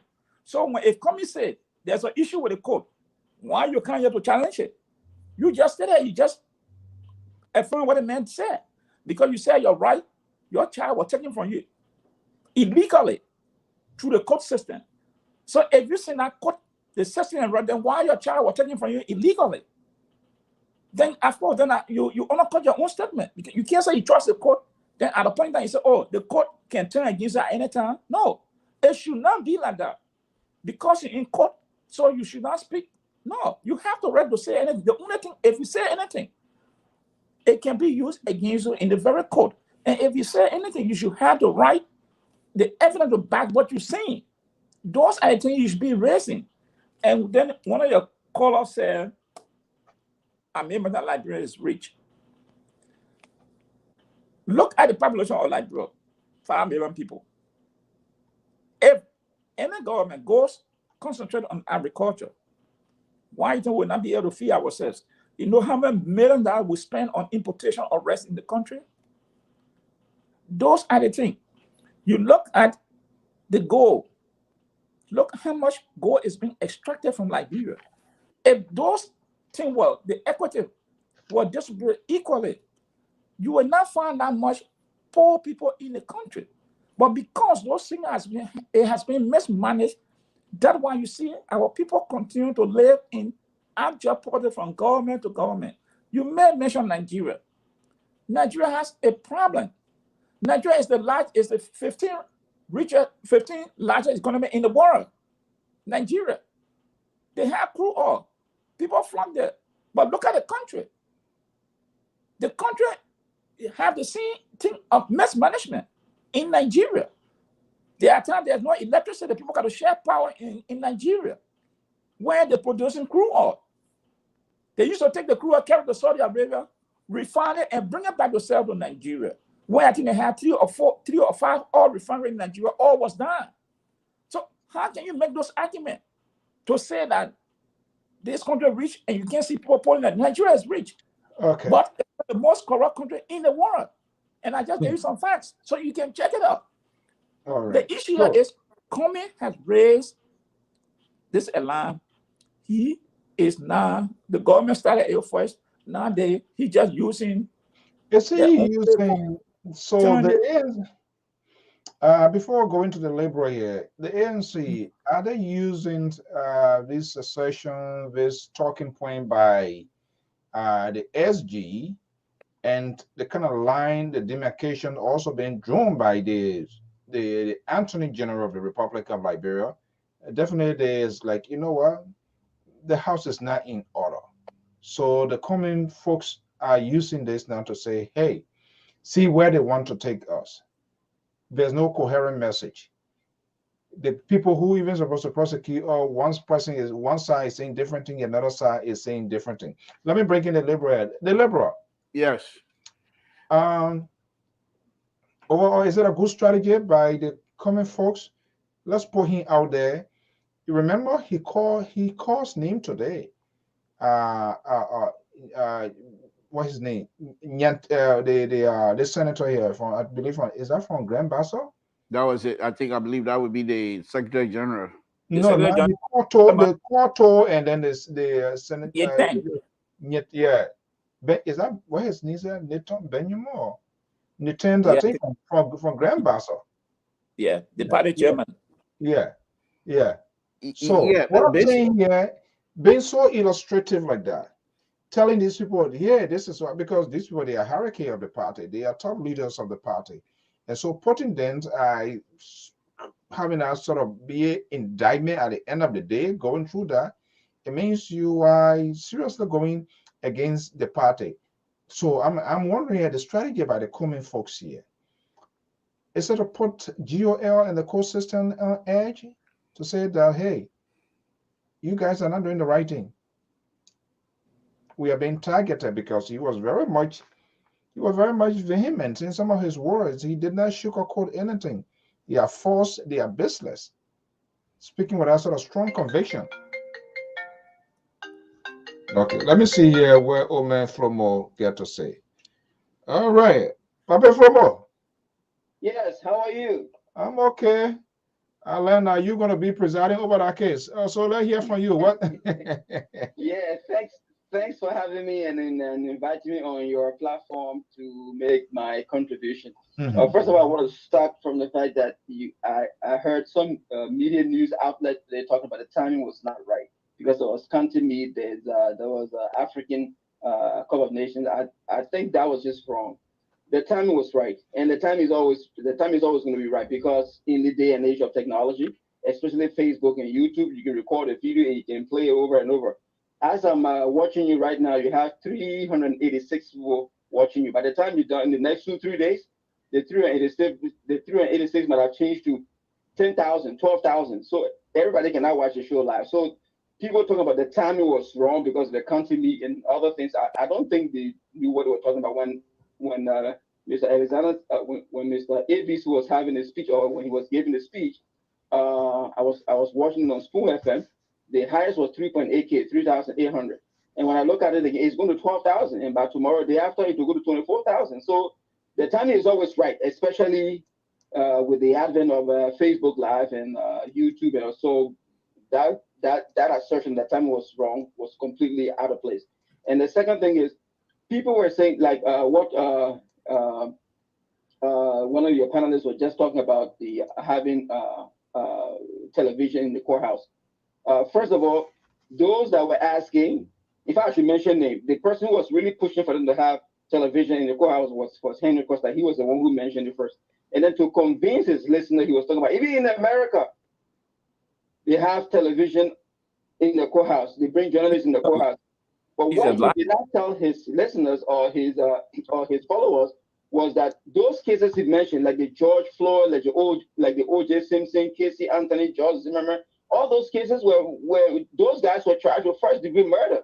That when you found guilty, you go to jail for lifetime, or in some state death penalty, or for a very long time. And even in addition to that, those cases, the entire nation, America, all the 50 states were talking about those cases. In addition to that, again, not only America, the whole world, Nigeria, Ghana, all over the world, especially those cases where the police officer murdered black men, the whole world was talking about it. So those are very high-profile cases, and those are the cases they allow television to go in the courthouse. Not the, how you call it, signature fraudulent, forging a case that will put television in the courthouse. So even though he told his followers that even in America they put television in the courthouse, but he didn't tell them the difference between the Alex Commission's case and those other cases that they. Okay, Papa Flomo, quickly here before I go to the guys here. What good did the ANC folks are coming here did for himself today? from that speech? What was the good aspect and what was the downside, if you can tell us quickly? In fact, it's good that you asked that question because that was what I was going to conclude on. I think Alex Cummings hurt himself today because I've said over and over, even on your own show, that my first choice is Georgia, because when we were kids, basically teenagers on refugee camp in Ghana, Georgia can help us pay our school fees. It's because of Georgia some of us are here today. But if Georgia was not in the race, Alex would definitely be my second choice. And I have relatives who sympathize with Alex Cummings, and they are no more supporting Georgia. But the fact that Alex Cummings made a speech accusing the government, when you know very well that every crime is committed against the state, he should have used Serena Sifos's statement and then conclude that the government is in cahoots with Benin UA to prosecute him. I think that was very disingenuous and misleading, and I was very disappointed when they accused Alex Cummings for $180,000 to lobbyists to bring a sanction on our country. I was one person that defended him. I said, if you don't have proof, there is no evidence, there is no quoted evidence, you can accuse this man. Where is the proof? Does Alex Cummings have any other proof, any evidence that the government is plotting with Mr. Ure to prosecute him, other than the statement of the SG? Thanks for having me, and God bless you. Okay, all right. The Liberal.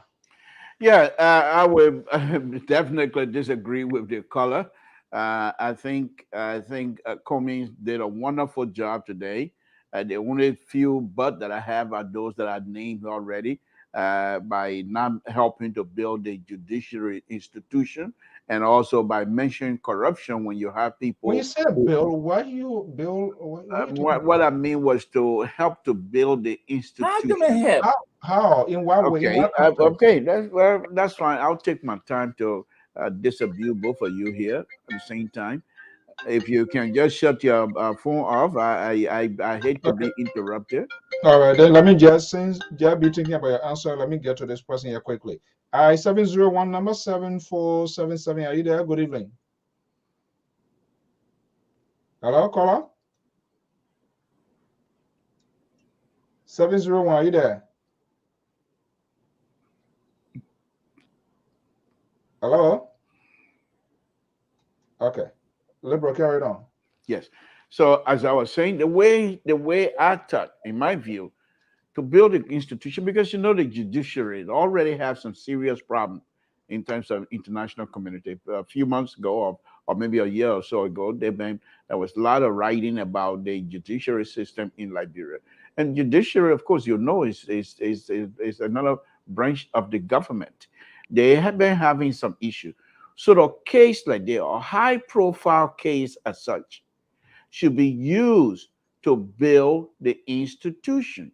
For example, when Mr. Cummings was giving the opportunity to talk today, and as he was talking, I thought perhaps he would have used this opportunity to say, look, our case is in the court, and no matter what you think about the court system, but it is the only judiciary system that we have in our country, and we should respect the court system. We should respect that the court will do their best to make sure everyone has a fair share of the judiciary system in this country.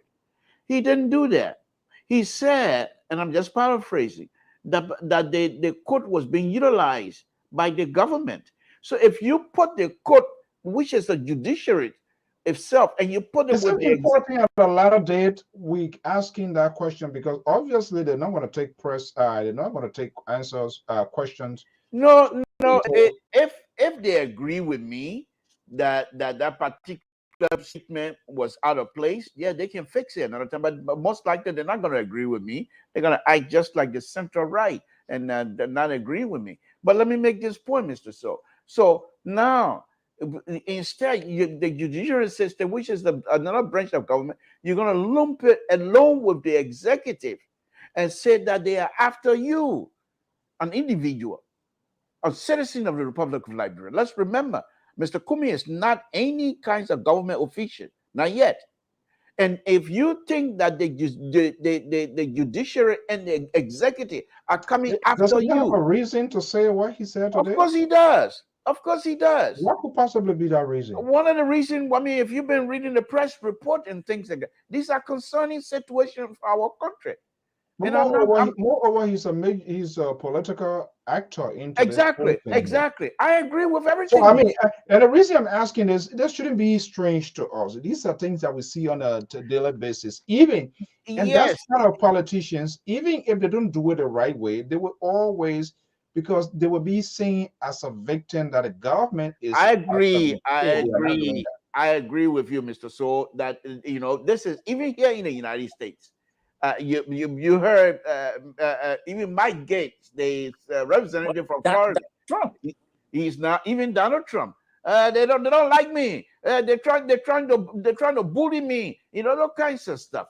But the difference here between the United States and Liberia is that these institutions are strong and they are holding. No one individual can break them.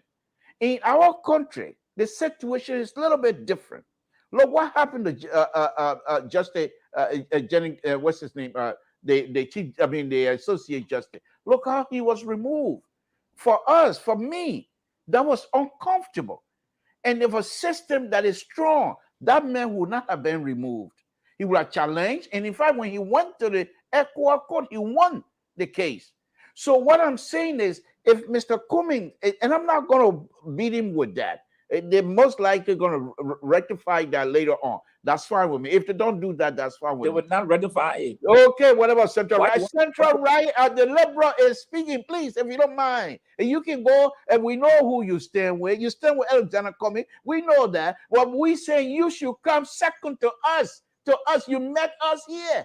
What do you call it? The what kind of liberty? What is it? Well, liberty, the love of liberty brought us here. No, the love of you and your Cummings met us here. The Dr. Baka, we were here when you guys came. So please come second to us. We will be at the top. You want that position. If you want to do well, Mr. Central Right, you and Mr. Cummings, if you guys want to do well, come second to us and we'll be at the head and we will lead you. We will help you to understand the Liberian population. You have no connection in Liberia and you know that. And this is what is hurting you. Even though Cummings has a good record, he's a good leader, he's a good person, but he has no connection. Now you're making me to go out.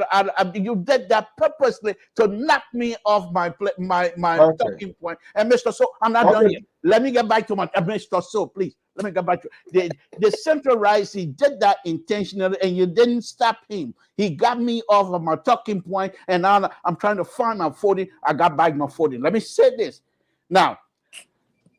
My goodness. Anyway, let me take the caller here. Guess on what let me drink some water. The Central Right, what he did there was wrong. What he did was wrong. Yes, hello. Yeah. Can you get me, sir? Yeah. Good evening and welcome.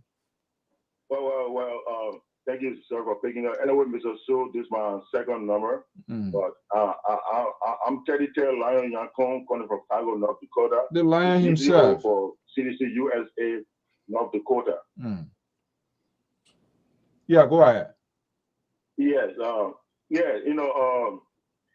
Mr. Cummings, the reason why the Liberian people are very serious on Mr. Cummings' case because there are people who are propagating the message from Mr. Cummings. I know we have Boklo in the studio there, he also in support, Baga, but Cummings is the next one in support. And then Cummings have a very serious propagandist in the studio of George. We understand all these things. But Mr. Cummings, the Liberian people emphasize on camera should be in the court. The reason why, because you guys are really supporting this Cummings saying that Mr. White is so clean, and he's the best person that clean among all the Liberian politicians. So we understand that it's not so compulsory for Kimber, but Mr. Cummings wanted to see a very fair hair, and the Liberian people, the rest of the world will really watch that to see that, because he really promote this Cummings as a clean man, in the Liberian society. And secondly, I would like to differ. I would like to based on that. I like to differ with Papi, the man, the fellow who spoke, earlier. The liberal. But every little thing, what Cummings is emphasizing, putting stuff on the government and the president is like he crying a baby cry because the president and the government have not done anything, have not played any power play in the whole team. the Solicitor General is in the right position. He's a professional man. Let's wait for his, evidence. Was so there people can come and we support claim against that. okay, But Mr. people have not waited yet. Okay, so Lion, let me ask you: was there any good aspect from the speech you today? Anything good you learned from coming today? Oh no, well, for me, I don't see coming. It'll be a straight person unscrupulous. But he only came on that with that speech to just to get people wanting him to talk, and that's not what. Just because you want to talk, you have no substance into what you're doing. We have ego out on you. We know there are people who been in the background supported some unscrupulous people in our society, like Ellen Jones Sally, even Chancellor. But we understand that even the jury and communists like our true Roman is alleged that he and coming has some little commotion over some investment, some money about Chancellor money or some kind of stuff. And now jury is no longer, coming said he will not support. He'll go against the war crime. He'll take people to court, all that. So now you decide to take the support from him. All that. These are kind of political snake dance they're playing. So they shouldn't be put into the CDC government. The government is so committed to the developmental process of this country. And the president is the president conglomerations of Liberians of all, part of the Liberian society really endorse the goodness of this president. So we support this president. He's been the only president that's been around. We don't know coming. Where he's from? Where he's from? He cannot prove. He forced himself in the Liberian society to allow sentiments to fight for him. That's wrong. Okay, thank you so much. That's wrong. Yeah. Mr. Soe, Mr. Soe. Himself. I don't know. Mr. Soe, let me finish and come to you, the Labour. 609, are you there? Yeah, hello. Yeah, good evening and welcome. What's your name, please? My name is Shepard. I'm calling from North Dakota. Okay, welcome. Yes, I listened to Comey's speech. He said some of his words he was speaking on. He said he used the word I. And secondly, he said the government getting money and the children going to good school. So my question was, which school his children was going to? With all his money he got, they went to government school?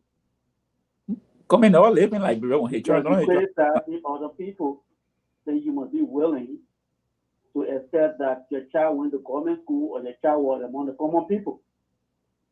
And the next thing is like, Cummings is supporting Bellity, and Bellity has a criminal record. Where do we draw the line from? And, I'm not partisan for any political party, but my suggestion was like, he be president and Cummings vice president. But Cummings is going too far. So you said who? Say it again? JB? I said, yeah, JNB will be the president and Cummings be the vice president. That was the best ticket. Is he qualified, in your view, is Cummings qualified to be a vice president? If Cummings qualified to be a vice president? Yeah. Yes, he qualified to be a vice president. So, let's just look at the tickets with CDC. No, hold on. No, we're not talking about CDC ticket yet. That's a simple question I ask. And also, are you also aware, under our Constitution, the vice president and the president, more or less, the vice president should be able to perform the task of the president in the event the president is incapacitated. So on the basis of that, whoever the standard bearer is careful in making that choice.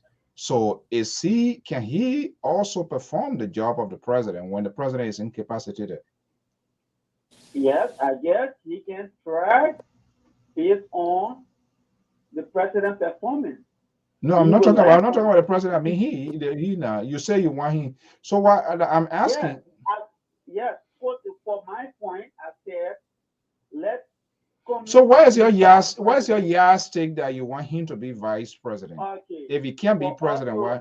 All right. The reason my point is for us to start going all over against each other for no good reason and not putting Liberia first. So for us to get judged, we are out let us sacrifice certain things. Certain things have to be sacrificed. So who Who should be the sacrificial? Who should be the sacrificial lamb? All right, because God has been in the system, he knows much about the politics and coming. So what has he done? What has he done?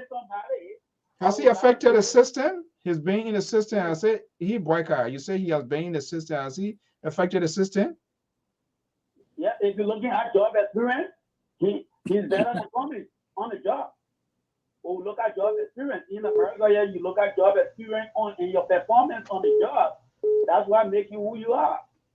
Are you saying that? So if we want to get those, if we want to get these things done, we have to what? Unite ourselves together and make life work better.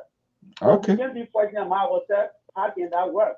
And that will work because of greed of power, ambitions of power. So to go through all that process, why the two cannot. So who is so in desperate power right now to you? Eh? Who is so much in desperation right now to you for power? It's coming because what I see from Liberty Party, and I don't see him doing any good there. Like better than going there to destroy Liberty Party. And you understand? With all no good. Why are you pulling crisis here and there, Billy destroying Liberty Party, this one doing this? Why are you pulling angles from here and there?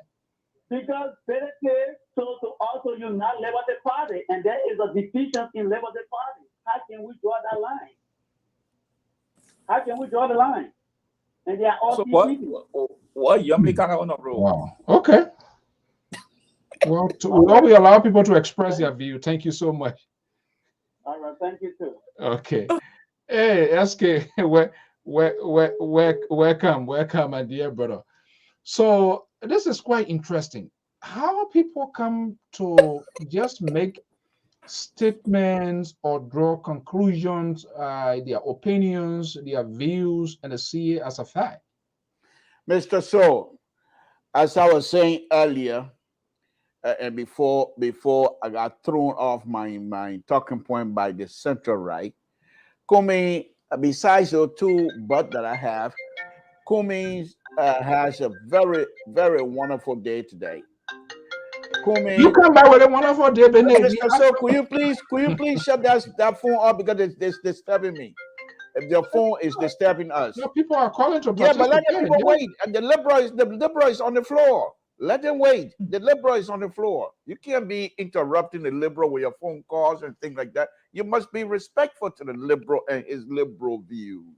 Because the liberal is leading Liberia. I mean, it's not leading America. And so we are in control. Joe mentioned and Alphonso Zean and Mr. George, those people and Cameron Winston, whatever his name is, those people that one side. What I'm going to deal with that later. But let me tell you this.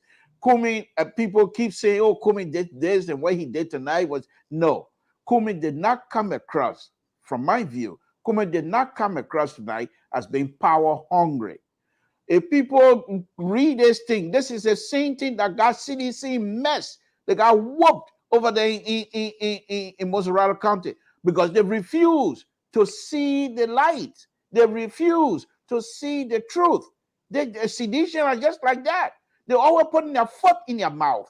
When they do something good, you praise them, then they put their foot in their mouth. And this is exactly, they're missing the point again. If they do not come back and try to remove themselves from their case and tie all around them as Kumi have done, and they don't come back in return and have their government spokesperson to say we are not involved, they can come back to say the government is not taking any side. The government interest is the truth. These are the kinds of statements the government have to make. But if they are silent, Kumi and his people would eat their lunch. Seriously. So when they come out here, CDC, CDC got done to the CDC, why you blaming it? Because he's a politician. And this is a politic. And you guys putting this thing on, and not only that, he has some facts on his hand, and he has some facts on his side. So the Solicitor General is involved. According to the papers, what's his name? Minister McGill is involved. Minister McGill. But that was not your tone. That was not your earlier tone here. So why you want to bring back? This is the progress. We're moving forward. We're not looking backward. The liberal He's speaking, if that involving. is done, I'm moving forward. Please, let me make my point. But that's what makes me a liberal. I'm not here to be tied down with one ideology like you conservatives. No, I'm a liberal. Liberal progressive. That means I'm moving forward from one point to another. Let me make my point. So the point here is this. Minister McGill, according to the paper, what does he say? He shared an inside text with Bernard Ure. For what reason? Not only that, Bernard Ure, who is also the person responsible for the case in court, is now Frank. And then we heard that their mouthpiece, my own little son, yes, came out and said the government is working for us. Who your son? I'm not going to say who, but you know who I. know. So why you want to tie me down to these little? No, I don't like these people making this sort of ambiguous statement and leave. Okay, well, that's your problem. That's your problem. I am not here to satisfy you. Your hearing fame my hearing fame you more. I'm cool. Nothing can move me. I'm not here to satisfy you. What I say is what I believe, and I will say it. So the point here, before I take leave, is this. Comey has a wonderful, wonderful day. When you see he want to take leave now, then he knows he heading is whatever. Like I said, I'm not here to satisfy you. Comey has a wonderful day. And look, you see, look, you people look here, Mr. Toe, I am a liberal, but you are confusing me, you. Okay, that's fine. That is not. I am a total liberal. Let me distinguish myself right now. So whatever they want to say, that's what. But on a very serious note, Mr. So, if the sedition and those who are going against Comey, if they don't take the press conference today, if they don't take it serious, this is going to be their downfall, including my own Dr. Bakai. This was a damning statement against Dr. Bakai tonight. And Dr. Bakai and his people need to find way to respond, not in a negative fashion. Dr. Bakai now has an opportunity, for me, has an opportunity to come and become the stabilizer that we think he is. Come in now, now that you have been called. Do you still believe that today? He is a stabilizer? Yes. Now that you have been called, not so much your name being, but we know who you was talking about. You come in, and the first statement, well, folks, I hate to disappoint you, but this is not what I thought I would do with my own brothers, Mr. Comey, who happen to be my good friend and brother, to come out and feel this hurt. This is not what this country is about. We are here as people, as one person. Whatever political differences we have, we're still relatives, and we are all Liberian. We cannot have another Liberian being hurt like this. So if this is what is troubling Mr. Comey, I will do my best to reach out to Mr. Comey. That's how you do this thing. But watch, the Dr. Bakai will not say nothing again. You will sit down. And Comey and his people. You will sit down. You are so dishonest and whatever. Like I said, I'm not here to please you. I'm here to speak my mind. Okay, let me go. It's let not me my take job this to call. please I don't understand why you're going where you're talking. Don't worry about. I'm not here to please you, Mr. So. I'm speaking my mind. Whenever I see the truth, I will say it. In as much as I support Dr. Bakai, his silence is deafening, and he has to stop. He has to get involved. Is it concerning you? Yes. Why? Because it's difficult to defend, and every time I come here, Dr. Bakai, these things are taking a toll on me. You need to start going in the studio now and make your own. To start making your own song. Let me take this caller here quickly and go to Imojoy. 973 number. Are you there? Yeah, hi, Mr. So how you doing? Good evening. So welcome. Yeah, Mr. So the conversation today, I think concerning the speech and other things that comments made today, right? Mm-hmm. Okay, Mr. So you see my whole input and observing or everything that going on. Mr. So we in America, right? That's what I ask people in the normal society. All the things that coming against Serena Seaford is still residing over the case. You understand? Yeah, but you live in the. Let's go to the speech now. And you just remind us of everything about the speech is on point. Mm-hmm. I don't care what time or when, whatever, Joe. We are go to church. You do what you want to do. He said why he want to school, he play basketball, he record music, and things come on when wherever time. He don't care. The man's speech was on point. Everything he said was good. What do you think was lacking in that speech? What? What do you think that was lacking in the speech? Is there anything that you observe? I don't think anything was lacking. Maybe to some people, because I think people look at it like he picking on people. But everything he said to me, that's what happening.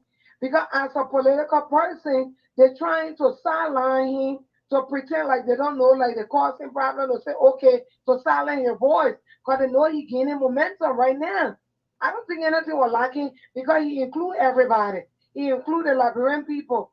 And that's why we always say, and me personally, I tell the Liberian people to mind people, if you feel your life is in better position than it was before, you go to the port Joria back. You know, at the end of the day, I want people got to make their decision. Okay, people say, oh, Joey, our second term loading up. I don't know if his second term is loading up or not. Okay. It's up to the individual that will go to the pool. Quickly here. Mm-hmm. Quickly here before I let you go. Do you still see this, the collaboration? Do you still see it being alive or dead? I don't think it's alive, but I think Cummins only bonding by the contract that is signed. And if he leaves, it's like you're a quitter. When you put together something, you want to see it all the way to the end. But then now you ready, they don't see that way through. That's why he went to court.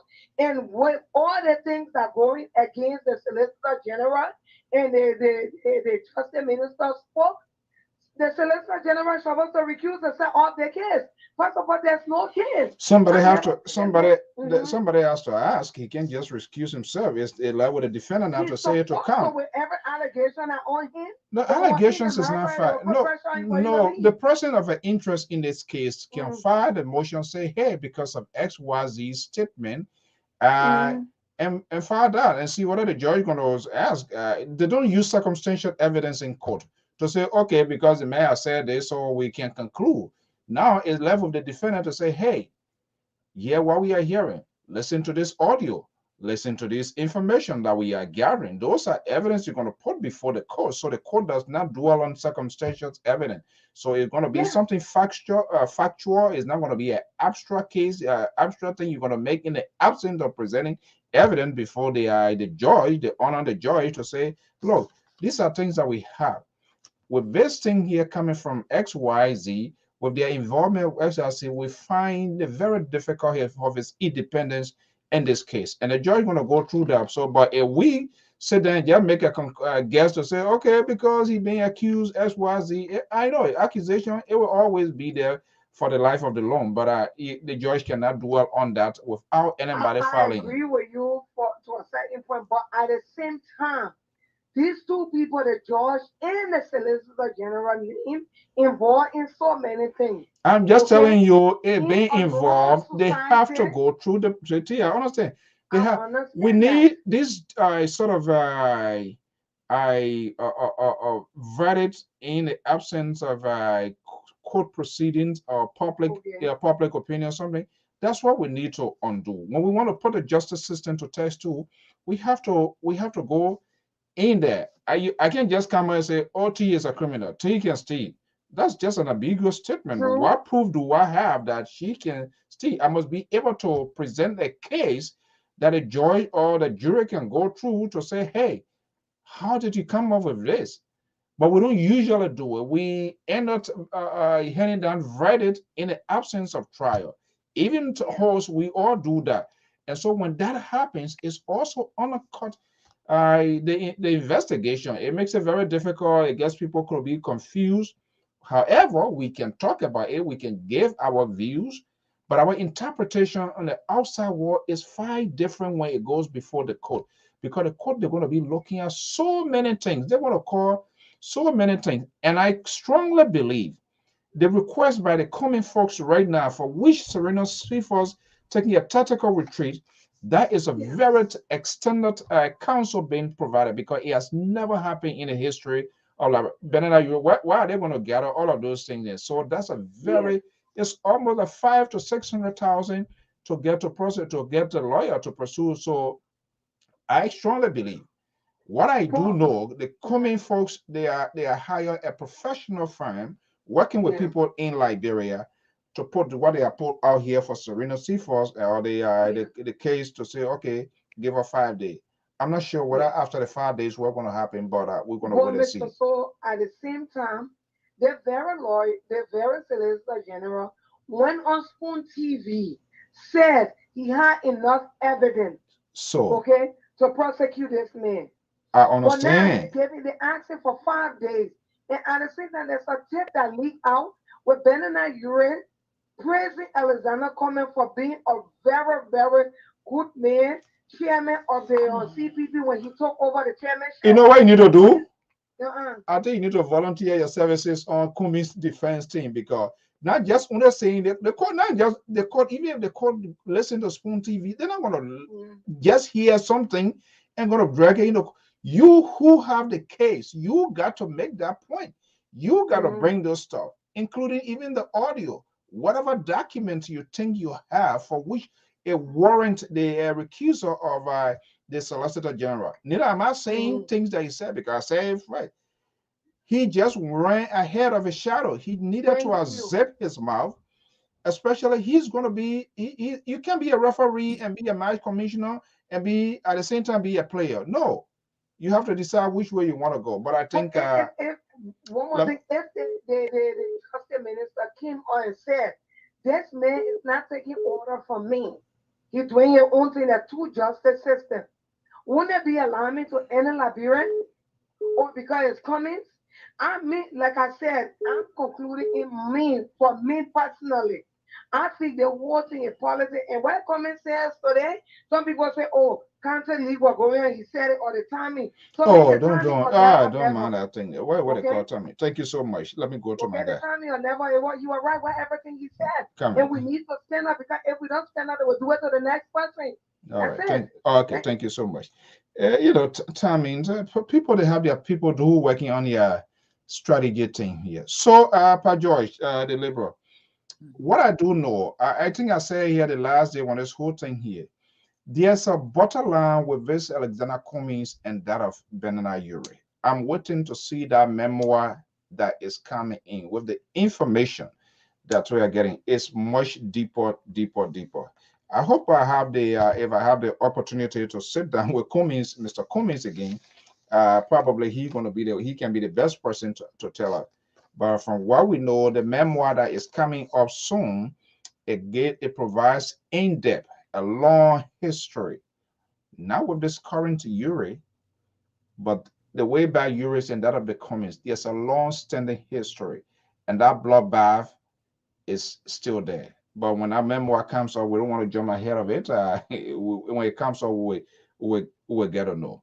So, where is Cummings? I'm wondering what next for him. He already spoke. He spoke with the nation already today. Is that something consistent we're going to be seeing? And would that be a workable strategy if he does that? Yeah, I spoke to somebody today, and that's the route they want to go to. And beside that, there will be some policy statement coming from them. They now seizing upon this thing to put him out there and to start putting some policy statement out there. And this is a route that will go down because they see an opening, so they're trying to take advantage of what going on now in the government. Because, and politics is all about timing. So this now, because when it started fight, you saw the pressure, it was on them. And now, Serena Seaforth, the judge, these people coming on now, they now see an opening that, hey, we now can take the thing now and start putting pressure on the government. And this is exactly what they will start doing. Surrogates, you see the surrogate, this is the same method they will start pushing out. Because it makes a difference. I'm waiting to see in the brand new week, according to Sister Network, news and folks that are close of the positions of the Attorney General to that of the President with respect to Serena Seaforth to say he's running a parallel institution. It seems like he found it very difficult to work with him. So I'm waiting to see, interestingly, how it's going to be like, whether there will be an intervention and what sort of intervention would that be. Yeah, but here's the thing. That's why I said from day one, the statement that Musa Din made, he had put the government in an upward position because, and the Minister of Justice, because it means the Serena Sipo and Musa Din cannot work together. They will not work together. So then where to the Minister of Justice stand now? How they're going to go about prosecuting cases if the solicitor and the Minister of Justice, his boss man, they cannot get along. So where leave the ministry and that of the government? So the statement I'm emphasizing, that statement Musa Din made, the embassy around the enclave, they are listening and watching. That statement he made. They are taking quickly here, we will soon be out of here. So the liberal. Yes. Recently, Cummings in one of his interviews, we now know, and when we hosted Madam, what's her name? If no, not Edith. Oh, what power? Yeah, the liberal friend, Wadi Power, his Liberty partisan. Wadi Power and Cummings did confirm that on one of his network. It is an open confederation. After it was it's an open confederation. So it seems to me they are deploying other tactics to bring in other people to see whether they can form some sort of coalition. Because Badala, and there are so many parties all out there. Is that what ANC should be considering now? Because I'm not sure whether the Unity Party will be in line with any other thing, because it's not going to work. Mr. So, that's for me. That would be a fairly strategy, in that many of the people, even if you call it confederation, people coming in, what power do they have? What vote do they have? What numbers? Politics is about numbers, in interest. What are the numbers these people bringing in? Not much, not much. So I think, Mr. Because you might bring other people in. But the same very numbers that we are arguing over within the CPP has been decreased significantly. That's fine. That's fine. But here's my concern with that: if you open this thing up, if you open this and if Cummings and his people go that route, then it will prove to many Liberians that Cummings is because if he inviting people to join him, he's not going to go second to nobody. So definitely. So if Cummings does this and people start coming in, then it proved now with these people point that Cummings' intent is not to be a good leader. But what are you talking about? Mr. So I'm speaking. If you guys just interrupt like that, then it's difficult for you to clearly get my point. There are many Liberians who believe that Cummings wants this position no matter what. That he must wait for his turn. Have you not heard that before? What do you mean wait for his turn? That is it's a stupidest thing that anybody can ever say. So I'm not here to please you. I'm here to speak. Repeat it. Say that you are worry about it. Let me make my point. When you're talking, I don't say nothing. The liberal is very respectful to your view because that's what we do. We, the liberal, we like for you to express yourself. Sometimes we just call you to a point. Yeah, but you see, folks, if you're listening now, let me now go to the public opinion. Folks, if you have been watching this show, you saw the liberal very quiet because that's what we liberal, we allow people to express themselves until it is time for us to respond. But you watch the two gentlemen because he's Mr. Judge is a center right and Mr. Soe is a far right. They're both conservative and they will continue to interrupt. Just watch from now on. They will continue to interrupt and then calling me to a point. Which point I don't know, but I will make my point anyway. So let me start again. If Mr. Cummings open this thing up and say anybody can join and be part of this, we know very well Cummings will say, let's go for primary. But Cummings will be the heavy cat in the room. No question asked. So then the point is this, as many Liberians have been saying, that it doesn't matter what, he wants to be president at all costs. And if you're thinking and if you're branded as such, then it's difficult Second thing, and I know both of you got ready to jump out of your chair right now. Kumi does not have connection to the Liberian people, to the Liberian electorate. Kumi told us that himself. He has no connection to the Liberian electorate, number one. Second, if Kumi comes out and say, okay, I'm going to go ahead and leave this, or stay there as CPP all by himself, it will be better to stay in there and go one-on-one.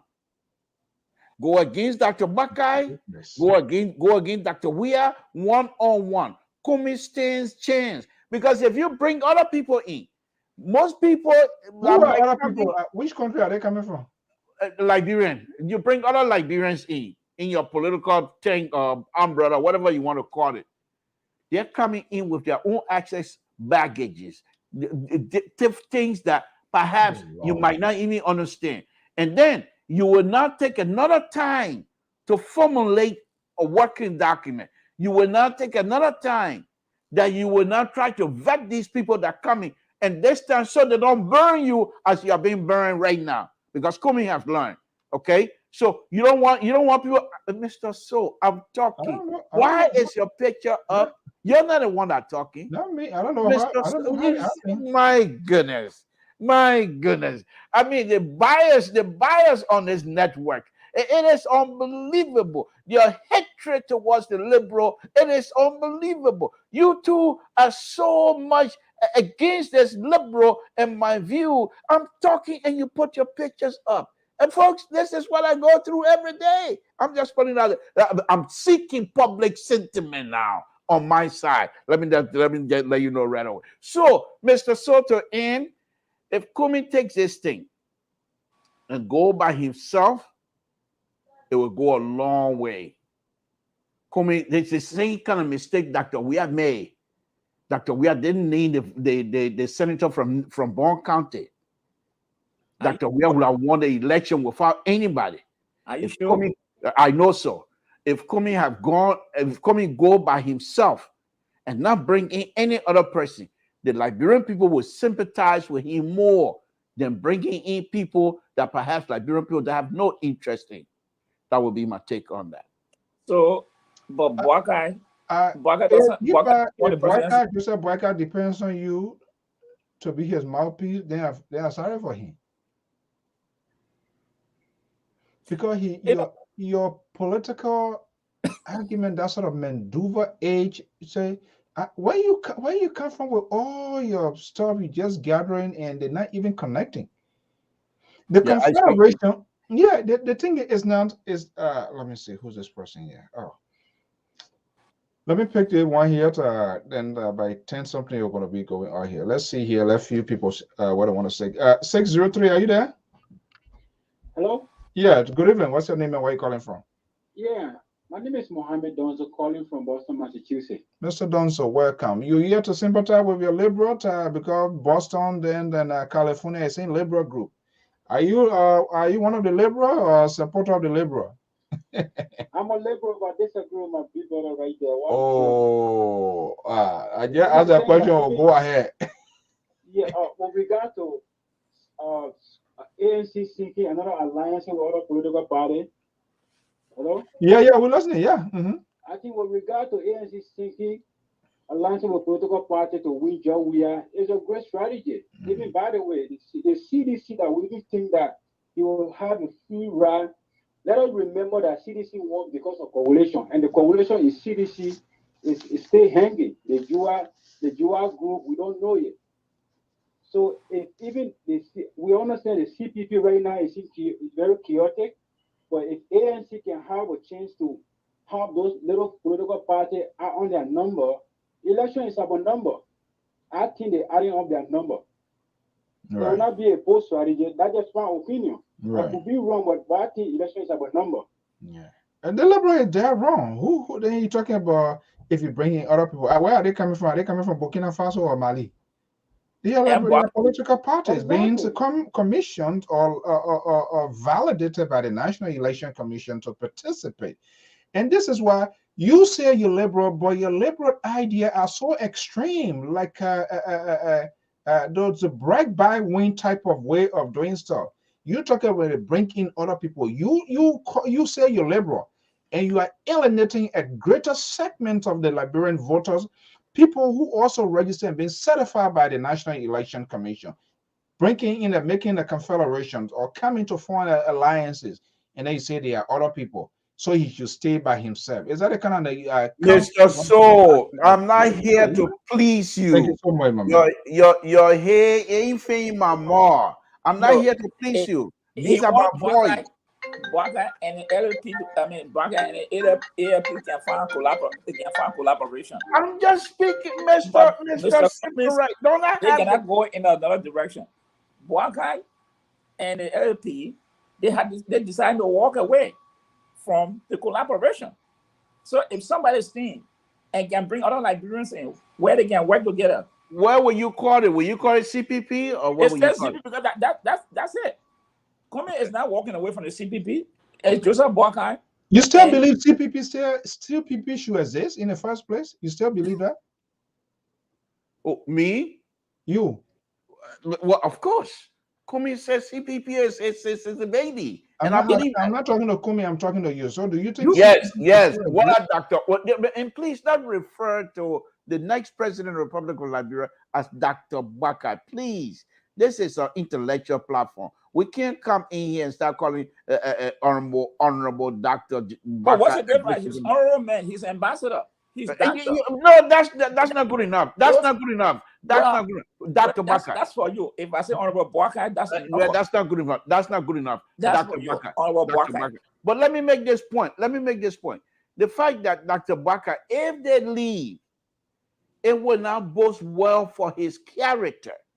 I think Dr. Baka understood that, and he knows it very well. Why it won't go down? Because if you, Dr. Baka, is someone who has been in the Liberian politics for all these years, and you put together, help to formulate a political party, and because of some sort of, and you're supposed to be the older person in the room. Is he not the older person? Yes, and you're supposed to be the older person in the room by virtue of your wisdom as an older person. These things should not have even gotten out of here. They're gone. Then what do you say about his judgment? Why would they? My goodness, the liberal is suffering tonight. It's not because the audience don't like me. It is because the two of you are now on my bike like nothing else. But look, I will tell you this. I'm here as a counterweight to both of you. You're not going to put me up. First thing, I will not allow two of you to bamboozle me into accepting your ideas. I'm not going to do that. So please let me make my point. If Dr. Bakai, if he leaves CPP, for me, his character is at stake. Why? Because you came into this believing that you're going to put a coalition together. You were invited, however you guys came together. There was a conversation, trustworthy conversation, I would say. And now, because of whatever is happening, that you, the one who the liberal believe to be the stabilizer, the one who the liberal believe to be the next president of the Republic of Liberia, and you are unable to solve this issue. And because of this, you're going to take your ball and say, I'm going home.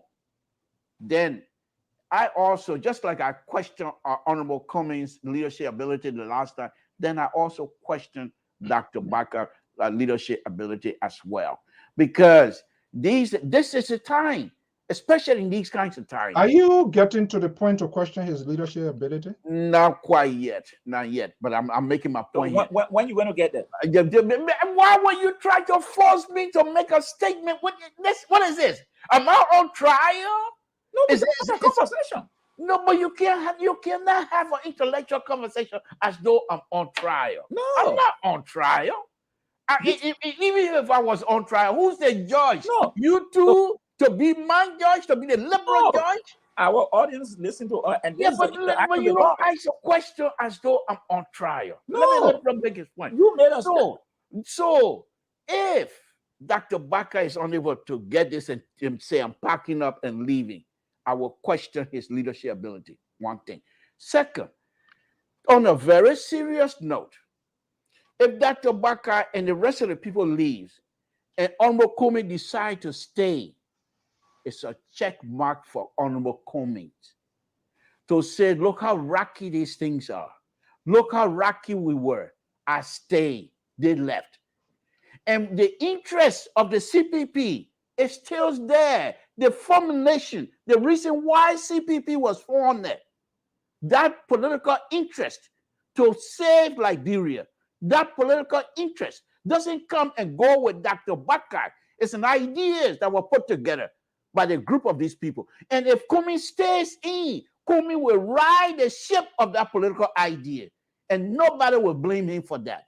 And that's the point that I'm making. And I hope the two of you that I'm able to disabuse the both of you on this issue here tonight. Okay, let me go to Phoenix, Arizona. Wow, this is so sad. Okay, let's go to this number here, 6602 number 0297. Good evening, caller. Good evening, Mr. Soe. I mean, I think we're getting the whole thing wrong. You know, I listened to the Labour speaking about Ambassador Bakar. And we all understand when he came to the States, he said, when I get back, I will call the guys and we'll sit down, we'll talk. And up to now, he haven't done it. Look, we should not take the thing here on the other side. The whole thing here is he knows that. He purposely chose not to mention that, to talk about that. He knows about it. Because we relayed that program from Philadelphia. He knows about it, and we're on that talking point. And in that program, Mr. Bakar said, Mr. Comey know what he did. He need to apologize. So it means that Mr. Bakar know what's going on. Now, the whole thing here is, they were trying to get Mr. Comey all of this whole stuff. But Mr. Comey, they're very high, he don't want to leave. So since Mr. Comey can leave and we're leaving, we're going to destroy the CPP. There will be no CPP. So this is what's going on. I hope that people understand it. Thank you so much. Thank you. Look, and I say, I'm waiting the book, the memoir that is about to be released. And we'll see after that, we want to see the reaction coming from the other end. But there's a long history with the Cummings generation and that of the Uri. But we will get to know that when that memoir comes on. Those people, someone came to me the other day. Someone who knows the root very well. And then she told me to say about those people are related. It's a long history. Yes, I couldn't believe what I heard, but we gotta wait and see. The lady told me, I said, Cummings and Uri are related. And there is someone from inside of that group that knows both of them very well. I'm surprised it has not come from out of Cummings. For whatever reason that has been withheld, I don't know. And that's what I want to question. That is what you call people being diplomatic. Because, Mr. Soe or Mr. Toe, there are certain things you can't just throw out there. You tend to hold it. You don't want to be the person to throw it. People may ask you, then maybe you can throw light on it, but you don't want to put it out there. May I ask a question? What does have to do with what we're discussing? Because that's you're bringing in nepotism into this discussion. No, this has nothing to do with relationship. Now let me tell you what you can't come out here, Mr. George. You and Mr. Soe. You guys cannot come here and try to influence you guys are trying to influence the thinking of the public by injecting this nepotism idea into this whole conversation. If they are related, that has nothing to do with me. I'm here telling you that Comey has a wonderful day based on an idea that he expressed. Comey got a wonderful day again? No, let me tell you why these things are. Let me tell you why these things are important. Let him go home tonight. I think it's just as bad as it is. The late trial where you see the late Billy Horace, those people, what they went through, what they went through with Tottenham, their children know that story. Their children know that story. So do I. Hold on now. You just asked. So this thing can boil over from one generation to another. don't say it has nothing to do because from day one. So I'm saying it's a very interesting thing, though, but I'm just holding on for that book. It's a very interesting story. I'm telling you, unbelievable. Even if it is true, we will see. I don't think anybody just want to sit and say they're going to do a book. It's a book.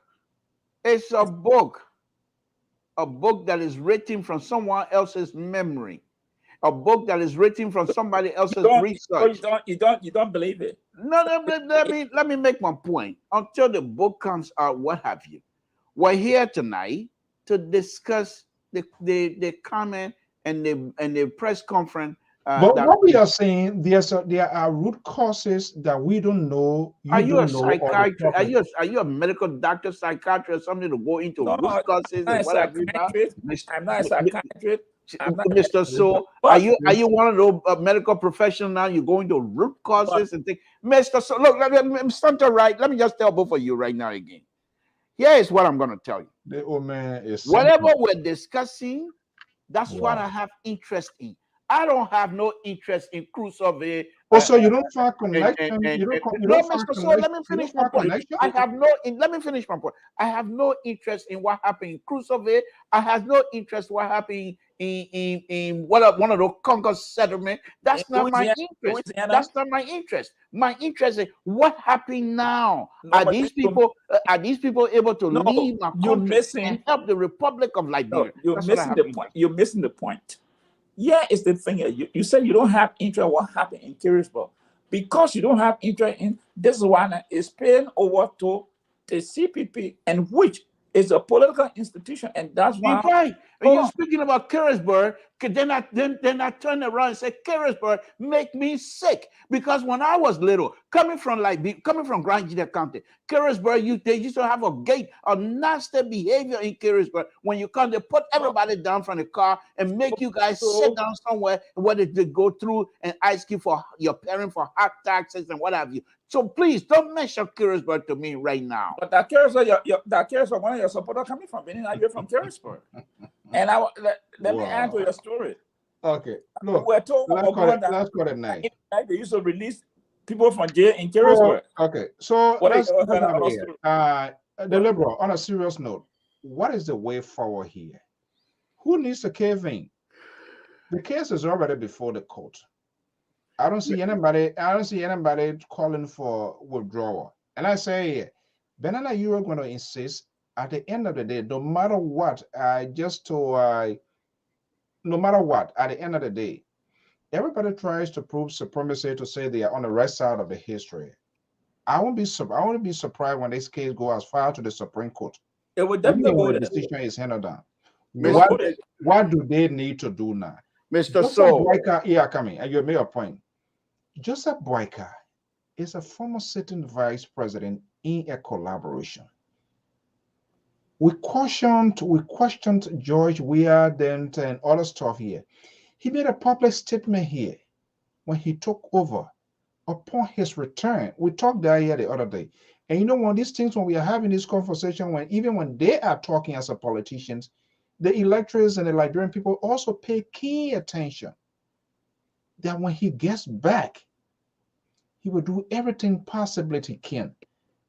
Up to this point, nothing. And I want to believe his statement at the time to justify Nyombli Kanga's statement, which he backed, is what catching up with him right now. No. Because he did not play a neutral. Let's be honest. No. Look. He didn't play a neutral role. Listen. He said, coming, what happened, and coming. Listen. Dr. Baka, it seemed to me, and I say it seemed to me because I'm not in the room with him. I'm not speaking for him. I have not had any kind of interaction with him. I'm just speculating at this point. And I'm very good at that, and I would do so. I'm with no hesitation whatsoever. Now, Mr. Soe, what I do believe, when Dr. Baka made that statement from here, perhaps he must have contacted Honorable Kumi. I said perhaps he must have contacted Honorable Kumi. And let me you see. Oh my goodness. Oh yeah. The day the choir will come help that country, we mess up. We will what? If I sit in the Senate and any of you come before me for confirmation, forget it. Forget it. You're not gonna get nothing. Nothing. Nothing you will get. Oh How you my gonna goodness. that how you Now, gonna how be? far you? Now, how far you going? Yeah. But let me. But I'm just one trying to vote. make my point. And two of your kids, No jabbing at me. filibuster. No filibuster. You just one vote. No filibuster. Well, when I No, get in the Senate, I'm not gonna do it. But let me make my point. Look, Mr. Soe. So most likely, he called Cummings to have this conversation. Perhaps Cummings rebuffed his call. But Dr. Barker not being the man that want to take the spotlight, not being the man to want to throw people on the bus. If Dr. Barker was somebody who talked like me, yeah, you know how many secret Madame Salie thing will be out by now? But he's not like that. Whatever you and he have that conversation, it stays with him unless you go and say. So I want to believe Dr. Barker was taking that precaution. Now, this you ask a question, what's the way forward? But Cummings did mention too that after the whole thing, there was a official letter done, and they never got a response. You remember in your last interview the other day? Yeah, but I'm not going to address that right now, Mr. Soe, because it's not in my favor. So let me just leave it as that.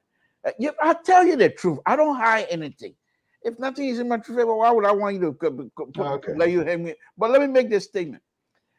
The way forward, as far as I see this, let Comey people now not Comey himself, but let his people now seize this opportunity and keep beating the drum, seeking public opinion in the public arena. And let Comey and his lawyer focus their attention in the court of law, because they will win. There's no question asked.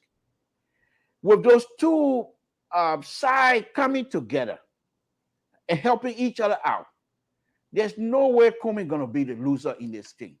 And here's the thing I'm going to say now.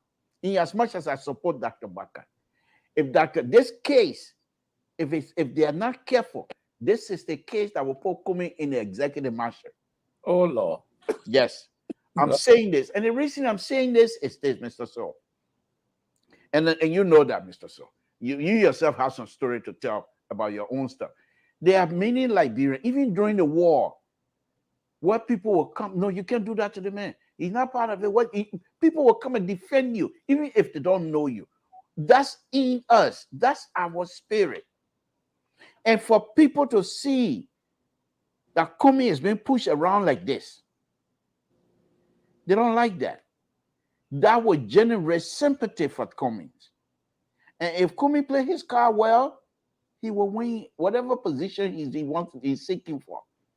So I'm just saying, for me. What do you think is going, and you're not a soothsayer, you're a psychiatrist. What do you think now that is happening within the Unity Party war of on the wing of Vice President Boyka? What is happening right now, I think they're confused, including George Lobo and the rest of the power colony, including George Lobo and everybody else. I think they are confused. Who are? George Lobo, the Costa, and everybody else, my own political leader, and everybody else, they're confused. The Cassari and all, they're confused. As far as I'm concerned, we don't know your political leader. Whatever, but I'm not going to call me. My sister, that's good enough. Now, Mr. Soe, the reason I'm saying this is this. They didn't think that this court situation would have been able to brought in so much people from the government side. They tell you it was just going to be among the CPP opponent or what have you. But the fact that the government has been involved, they now look like they are cooperating with the government to defeat the same CPP that they were fighting for. And so because of that, many people look at them as not being sincere, intellectually inferior. Because if you want to now, can we not come to the conclusion that it's a political ploy? Seeing what we're seeing, what is unfolding now, do you see that as a ploy? On who part, Mr. Soe? Ploy against the Commies or the ANC? That's what I'm saying. And it's turned out now to be something that they were not expecting.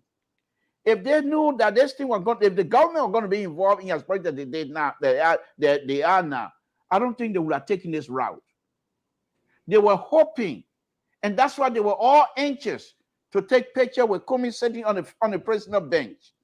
It was like a trophy. And that's why they were all anxious to see if Kumi would come and the court will be terrified. It's like a trophy. They're not seeking the interest of the Liberian people.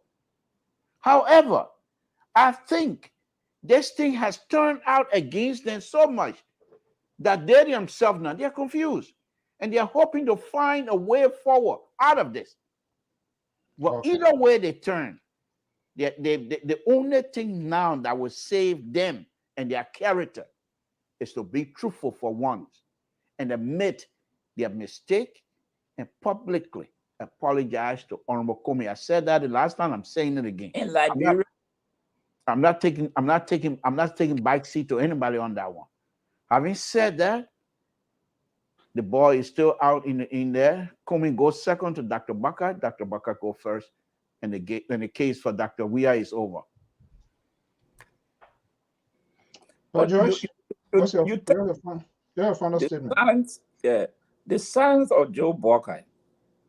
What would encourage anybody in a rightful mind that I can work with this man? If I look at Dr. Buckeye, I would look at him as a betrayer if I were communist. And that's what he said today. Because Joe Buckeye, Dr. Buckeye, said on a network that Comey should take full responsibility for whatever happened under his wife. Oh my goodness. And what was the evidence that he had to make such a pronouncement in the public? Did he call Comey and say, look, this is what happened? How did the Buckeye arrive at that point? That one I say, if our body committee, Joe Buckeye will put people on the witness stand to testify. Then he showed the document that we filed at the Election Commission that he alleged forged, and the original that Joe Buckeye, got in his possession. But that's what again, because more, I said it last time, it's better for them to go that way. And in one of his posts, more, I stated that if Joseph Buckeye cannot be, that the Buckeye cannot be standard bearer of the CPP, then they will prefer to vote for President Weah. Just what you've been seeing. Is that a good statement coming from the Secretary General of the Unity Party, Mr. Toh? But that is to tell you that these people have an hidden agenda. That is to tell you the Unity Party was never. Let me ask Mr. Toh before. Do you agree with that statement from Mo Ali? No, but it's very sad. It's very sad, and it's very, very painful for some of us that really would like to see our father, our uncle, to really ascend to this position, because he has been involved in the Liberian politics so long and been helping. So is that a reward? Yeah, wow. Mr. Soe, will you please tell the central right? Let me make my point. So the idea here is, if Mo Ali and the other people are going this far, they're hurting Dr. Baka's chances big time. And that this is it for me. It seemed to me, I could be wrong, but it seemed to me this is the last chance for Dr. Baka to actually demonstrate to the Liberian people what he has learned with the last 40 years, and how he can implement that to help improve the lives of the Liberian people. No, Mr. Soe, to hear Mo Ali making that kind of statement, then you wonder who is he? What exactly is he talking about? He's the Secretary General. Well, then that also get me to question their character anyhow. But let me say this before I take leave of you, Mr. Soe. It's not late yet. People say you can't eat crab with shame. These people got together because they believe in something. Whatever they believe in, that particular ideology has not changed. The idea of coming together to be able to unseat Dr. Weah because you believe Dr. Weah is not performing to the highest position of what Liberia is supposed to be, that idea has not changed. Don't eat the crab with shame. Whether the case go to Supreme Court or not, start the groundwork now. By the end of this year, Comey, Dr. Baka, and everybody else should be sinking so that we will dance and go for victory. Do you still believe that do you still want Comey to go as a vice president of Joseph Boyka? Of course. How can they defend that? How can I defend it? Not you necessarily. They who gonna make that decision. How can they come back to the Liberian people? Someone that you are painted as a criminal. I don't want to allege criminal. Very simple. We were in a marrow, my people. My woman was there using fuel all the time. But if Christmas comes, we finish buying our own thing. We got our palm up, and we come in here, my people. That you tell Liberian people the truth. We were fighting, but we found our way now. We bite together. That's it. That's all the Liberian people want. Also, your thing was stupid. You're just come and toy and it is people like you. It is people like you who you think we should certify with your conservative view. People like you on the platform, we don't care. You first of all, you can't even vote. Mr. George cannot even vote. What do we care about your ideas? But we're talking about the Liberian electorate. Yes, where your Liberian diaspora, okay. Where you say your money people in Liberia, your America, you're enjoying yourself with the people what they come in to come listen to you. I beg you, Dr. Walker and the people they say we know you, we live here. Your man listen to Imon George, your man listen to Alphonso Zean Soe. When was the last time Alphonso Zean Soe walk in the ring here with you? But Dr. Walker say I in the ring here every day with you. Come and say I in the ring here with every day with you. We know what your opinion is. We will help you. Then you want to tell me you're fool or who the fool? They fool you. The fool because you quit. They're not like people. I beg you, man. Don't come waste my time. But I see you, sir. I'll see you. Let me tell you, this will be the end of the CPP. Honorable Boakai, you will walk away. They're not coming back. Okay. They're not coming back. Reasons: they don't want to go to primary. Second, how can someone attack your character like that and you say you're going back to work with them? Where's the trust? Where's the trust? This was not there. Mr. Judge, I don't mean to interrupt, but let me just ask you one simple question. At this age, don't you know who you are? Is your character in question? But if I know who I am, okay. But so the reason I'm asking this question because even if Cummings, people say all of these things about him, Cummings know who he is. Number one, all Cummings needs to do now is to show to the Liberian people. In fact, in this time, and if he agrees to settle, it gives him more power.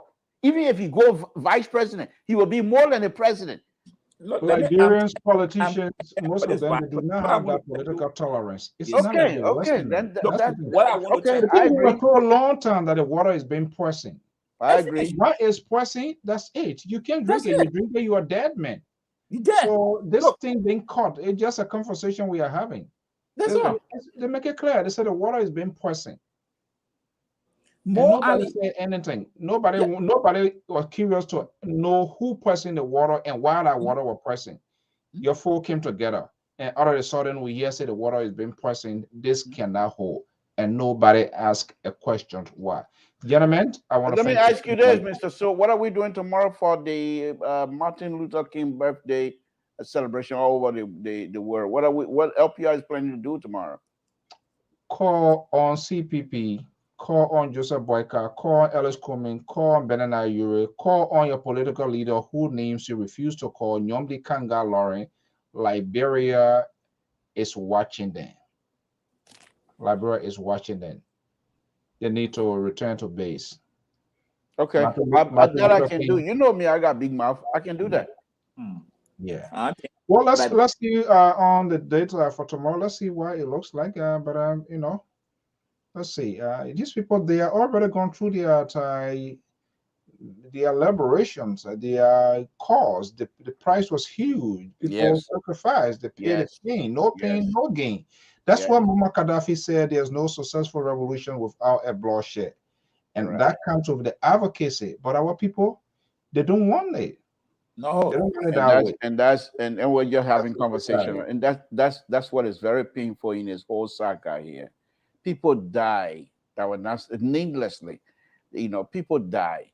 This is also have this kinds of opportunity. We just for us to have this kinds of opportunity, and to be even if you want to unseat Dr. Weah, with this kinds of unique situation, unique opportunity that we have, that would have been a teachable moment for the young people that are coming after you guys. And then you can't hold. That's you what These cannot people have hold. said it. They are all greedy. They are all more than greedy hunter. Without it, It's very only painful. day and day. Without them, nobody else can be, because It's very choose to painful. live in that crack kingdom war. Because It's- they want to keep the I'm, status I'm quo. getting to be afraid of them. To be honest, these group called It's very CP, shameful. if they can't even manage a political institution, which I don't even see as a lot more like a social club, they can't come to a common agreement, and that sort of bitterness, resentment within that group. How can they manage Liberia? Why How don't can we they make manage? that? Why don't we make that emotional conversation tomorrow on the CPP breakup, Well, and not bring I it? have too much of emotion. I'm not going to take Joseph Boyka, Ellis Kume, Benana Ure, Nyombi Kangat, regular statement because of the Well, I think if I'm we not going to come make up an with emotion out a of it. Liberian emotional people show knows it better. tomorrow, I'm not going to do that. That's not what we're going to. We just need to tell them what they are doing is not good for the country. Nobody. I'm not going to run tears can run in my eye here Then for whatever reason. For what? For what? Please. He, one point, he praised this person. But just to tell you how Yeah, bottle of water over you there, just pour some in your eye and water start running, just then to the tell emotion will people factor in. you know, Yeah, Benina Yure, I'm gonna make an emotion. They will listen to you. These people, they don't care. These people it's is all all about about themselves. themselves. Greedy people. That's not the first time. Liberian politicians, that's just who they are. When they wanted, they will be submissive. They will lay on the ground. You will walk on in your belly and profess that they are good. But when they get there, forget it. That's who they are. So let me ask both of you here this question: what exactly that is in our country that everyone want to be at the top? What exactly is it? Is it because You the don't know? money? You don't know? You don't know No, what it means to be, you don't know no. what it means to reside over state resources? Do you think the life, But if then, you but look then, at the but then, life of but then we're Jefferson not serious. Koji, no, let's be sorry. Before we go, when you look at the life of Jefferson Koji, you look at the life of Nathaniel McGee today, yesterday, and compare with today. That's exactly this. I'm coming to realize that's exactly these people are emulating. Look at a man who, look at him yesterday. And some of them, they have said that, but they are not even looking at what they are bringing, the honesty they are bringing, and how they want. This is why they don't even talk. There's no good agenda. They don't talk about their agriculture, plan for the country, their infrastructure, their education, their health. How many of their people radio talk show they heard they talk about it? When they come on air, they either tell you how many houses, George, we are built. Yes, it is good to mention that, but when you take 2-3 hours of your time to tell people of Joy Weah shoe, Joy Weah car he rides, you need to start telling people how your leader going to do it differently. They don't do that. So as a result, but again, the Liberian voters, the Liberian electors, they love this political satire. They love this entertainment, this amusement, than the real actual news. So what people love is what you give them. And that's what we are getting today. Okay. And All right. you ask a question. The same thing Mr. Tool said. You are in one Zen, you are renting from one Zen shack, one room. Something is burning in the mind and hearts of these people. Look at the one who can do that, he does not. So why they too want to go there so that Black Dragon will revenge the death of Bruce Lee. And anybody. Molo were talking about Helen Johnson being behind the roster. When they take power, Helen were going to be behind the roster. While Iron Bar is Helen Johnson behind the roster? Iron Bar today. No. And Molo his neck all stuck like this as He governing got party chairperson. He ran a Jeep costing $60,000 or $70,000. You think all the people were talking, yelling all day, acting like little chihuahua? You think they don't want to be their Kalasco? They don't want to be their Koji? They don't want to be the best person to the president? So when they come, they're talking about the advocating. Nobody advocating for me. They're advocating for their themselves, and nobody would take us to be like a donkey. They want to be like those people because, and they are showing it, their lack of political tolerance, their inability to continue to be mature and be able to convince the Liberian people and put up the best to say, this is who we are. This is how we want to do it. Draw that parallel line. They're not doing it. They're fighting here for no reason. Well, as long as you disagree, I'm going to insult you. So they are a big disappointment to Liberia. Very deep, big disappointment. I'm sorry. It is And what it anybody, is. and Mr. Tour, listen. Believe me, at the end of the day, those same very people, some of them, you know, Liberian politicians, they can't stand tough times. They will go, most of them just hard. Liberty Party almost broke down. Ekesaya, where are they? And when the time came in the finality, and they went to CDC, don't be surprised when the time comes. Some of them they will say, knowing what I know now. But you see, and now Benny Nayuru are doing, and Benny Nayuru being close friend of Nathan Mangil. That's a double dealing. Yeah, they act like it's not friendly and the kind of public act crazy. They go behind, take money and do all kinds of things and call D, and then they try to paint other people. Why are they not focusing on the issue? Why are they not focusing on the issue? What was the essence? Benana, your Liberian people, your whole all when we break this thing here. So why were they basing on at the time they were making those sort of covenant, they were making those sort of commitment? They even take power here. A goose said, let them scatter like that because these people, when they're going to take power, hell going to break loose in our country to the bad ministry. A good idea. 10% want to go to maritime because they know about over 5,000 ships are flying a Liberian flag and they know how they got reached. 10% want to go to MPA because they want to be there. Little Bakugbe too, so they will do it. I'm telling you, that's it. Because there's because I want to go to MPA. MPA. George Lobo want to be in the office of Dr. Joseph Boakai. You think they're crying, they're yelling, screaming, eating for nothing? Yeah, I don't want job. That's lie. You remember how Helen Johnson said he spelled her lie? Yeah. That's that lie. They all want to be there. Nobody advocating for me. They're advocating for themselves for good life. It's not bad to work for your country. Don't get me wrong. I want to work for my country.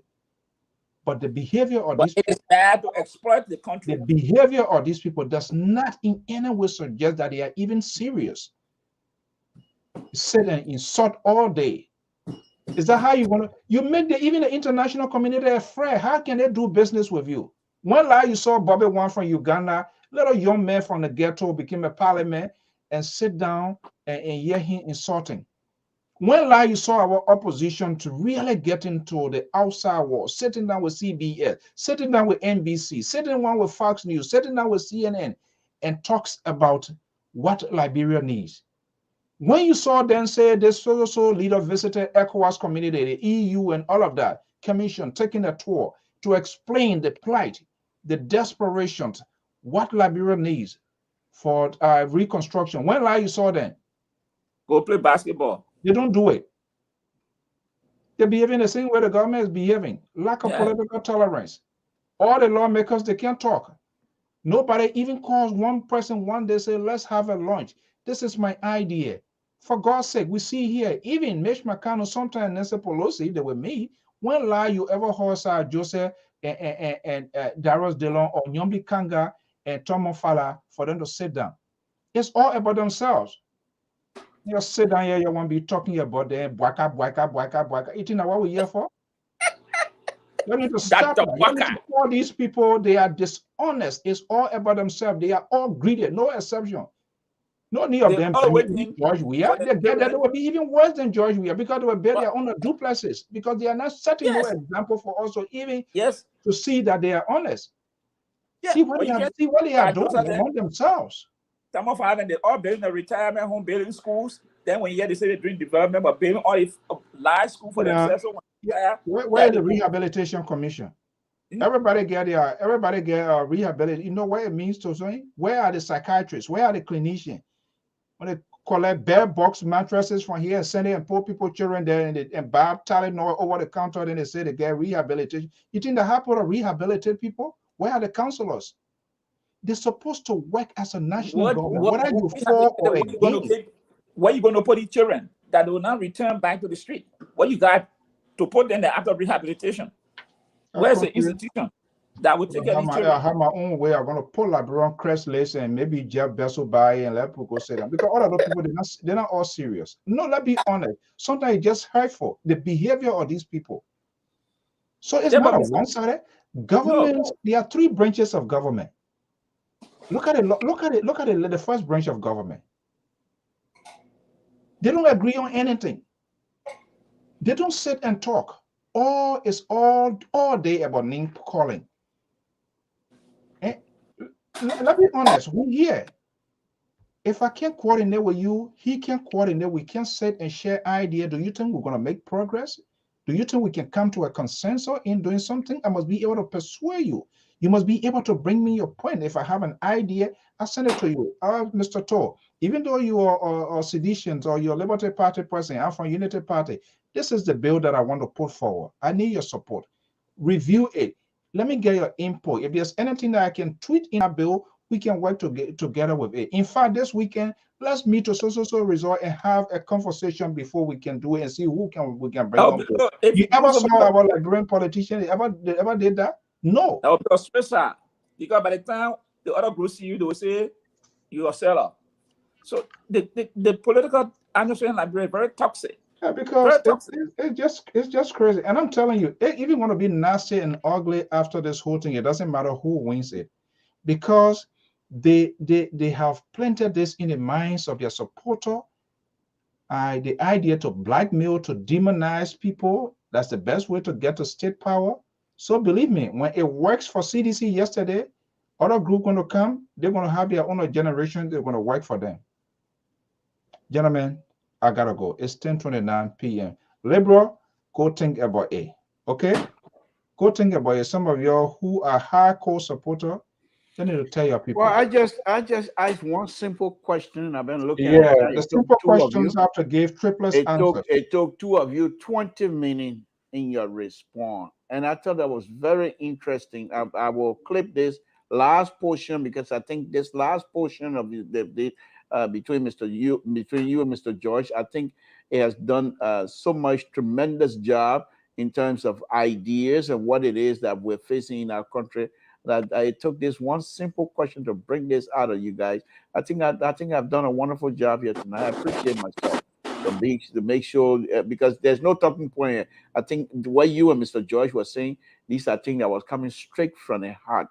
There's no politic rambling here, and that these are things that you guys believe that Liberian people need to do, the leadership need to do. They don't have an agenda. They I don't appreciate have an agenda for us. They don't have an agenda. They don't go when they on their break. They don't go and even engage their community. They will only start working overnight now because 2023 coming and they act like they're going for break and all of those kind of things. But again, it comes down to the electors. It comes down to the electorate.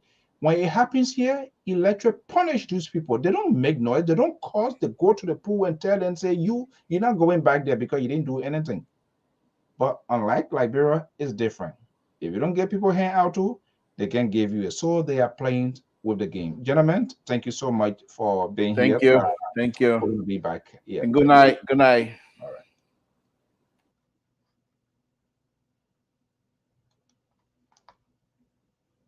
Of the New England Bureau of the Liberia Public Radio, more or less the political wings of the Liberia Public Radio. This is a quick little brief political monologue on the current developments unfolding in the political process in Liberia. It is getting more interesting on a daily basis for what is happening that has to do with the alleged crime being committed by Alexander Cummings and the ANC fingering, fraud, tampering with the document. For the most part, Cummings is on the winning path. We saw today the ANC leader speaking to the nation. That is another way of showing strength. Because if you talk to folks that are within the ANC, they are also raised that concerns. The Cummings is kind of on the political softball and looking at the political process in Liberia, how volatile it is, bitterness, resentments, the name callings, and the types of propagandas being displayed with the intent to twist the minds of the electorate. So it's like, wait a minute, if you are into this, you have to be forceful and come forward with some strong points. So we saw today Cummings speaking to the nation. I tried to figure out why it is, and I managed to talk to some strong political pundits and who also expressed that view. what that does, the actions of the ANC leader today, is to displace to the nations and the international community that what is ongoing right now is a conspiracy at the highest height that is being supported and abetted by the government, tied in with this opposition is. And this is where it kind of resonates with most voter or people winning that public eye sentiments and looking at the histories of third world countries, not just only Liberia. The ruling establishment or ruling government tend to pin down to the opposition. And that's exactly to what Comey he has said that over and over, and he has been very forceful. We heard the name callings of Benana Yuri, and recently, for the first time, called on his own main challenger in the opposition, calling the former vice president of the Republic of Liberia, Ambassador Joseph Boyka, and say, hey, wait a minute, I thought we are all in this process, but your quietness, not speaking and not saying anything, is hair scratching, and it seems like you are in support. Bear in mind, Benina Yuri also gave support to Joseph Boyka. So Comey is now saying, I am the guy that is up for the task to change this sort of culture of status quo within the political system in Liberia. And because they see me as the guy who do not want to agree with the same old system, you always heard him the same old things that you're doing cannot give you a different result. He ties that in with his case. I have not done anything wrong. These people have just deployed this sort of conspiracy against me because I am not one of them. I do not intend to be one of them. And what is interesting today, in today's speech, he calls on a lot of things, but I saw something very symbolic behind him. That was the flag of the Republic of Liberia. You didn't see the ANC flag or ANC, something that symbolizes the ANC. That flag, positioning that flag behind him, is a clear indicator that if I'm president of this country, I am not going to be the president of the ANC. I am not going to be the president of my political party. I am not going to be the president of the coalitions if we are to win. Literally, that's what it means. I'm going to be the president of the Republic of Liberia, whether you voted for me or not. I'm going to be the president of the Republic of Liberia. And so his folks are putting him out there now. And interestingly, it's a very good strategy on their part. What they did, targeted major news outlets, media, local FMs and other stations. So that speech today was it was broadcast. And the reason that they could not even take a prayer conference, it was done deliberately. It was calculated, and that's a straight political move. Because any attempt to try to take questions, it would take away the message of Mr. Cummings. So what they are doing, to throw that message out there, they want folks, Liberians and the outside world to absorb the message and begin to figure out, to see whether they can start having a second thought about Alexander Cummings. That's the strategy, because if you started taking question, it kills the substance of the message, because people are going to be asking the questions, and that could politically derail or undermine your same very message for which you are invested time. So they decided to pick this sort of prime time, Sunday, where they know people are not going to be at work, everybody going to be at home, and they're going to have some sort of attention on to this year. This is just my brief political monologue on what is going on. I am Alphonso Zean Soe. Have a pleasant day. From the West African nation of Côte d'Ivoire, Liberia Public Radio and Television present Business Diary. This program focuses on the activities of business institutions and individuals in society. I'm Jeremiah Zhao Senior, CEO of All Nation Bank. It has been very good to have this business established here. We are 1 year since we opened here in Anono. There have been few challenges here, that I face in this country, and that is all about the language. But here instead, I refuse to be deterred. I refuse to be discouraged. I open a business and things will be fine. My name is Mercy Wangarilanga. I am a finance officer working for an international organization. I have a master's degree in business administration.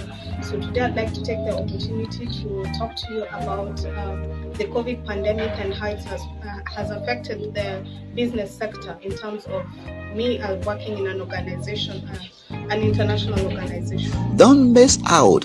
Be my guest. It's coming soon on Liberia Public Radio and Television. All right, folks. That's how we're going to leave it for the rest of the evening. I want to thank you so much for your time. There you see is the former president of Mali, Ibrahim Boubacar Keïta, dies at the age of 76.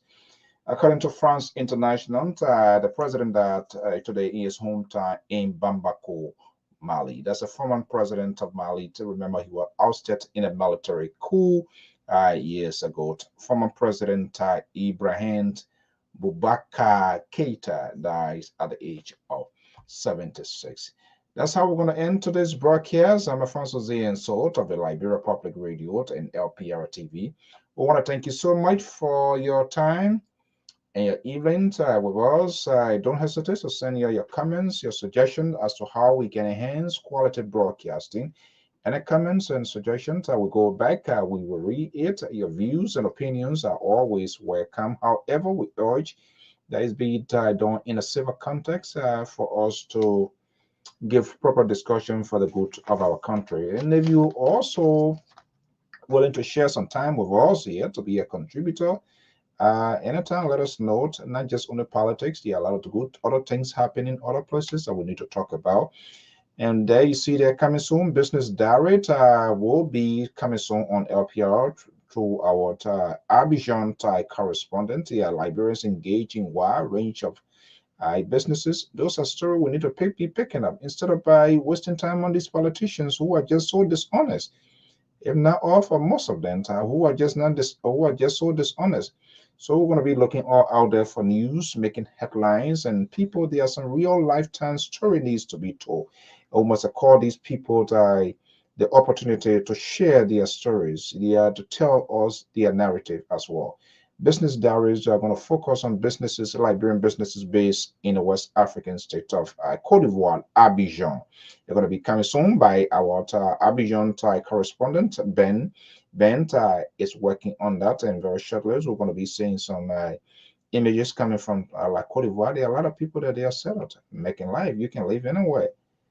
They are small business people, entrepreneurs, and I think that's what we need to be doing to also give these people the opportunity, not just only the politicians, to give them the stage and come and tell us the same thing over and over and over. Nothing is changing. Business Diary with Ben coming soon from Abidjan, La Cote d'Ivoire, right here on the Liberia Public Radio. Thank you so much for your time, and we will see you again by God's willing. Please keep safe. The virus is still around. Do everything possible you can to protect your family. The life you save could be your own or that of a friend. For those of you in a bad weather situation, right now, snoring, storm, drive with care. Do everything possible. Don't rush. Take your own time as you get in the traffic, because you want to return home and a lot of people are looking up to you. So do everything possible you can to protect yourself. Safety comes first, like the Liberal Progressive say. Have a pleasant evening. Bye-bye.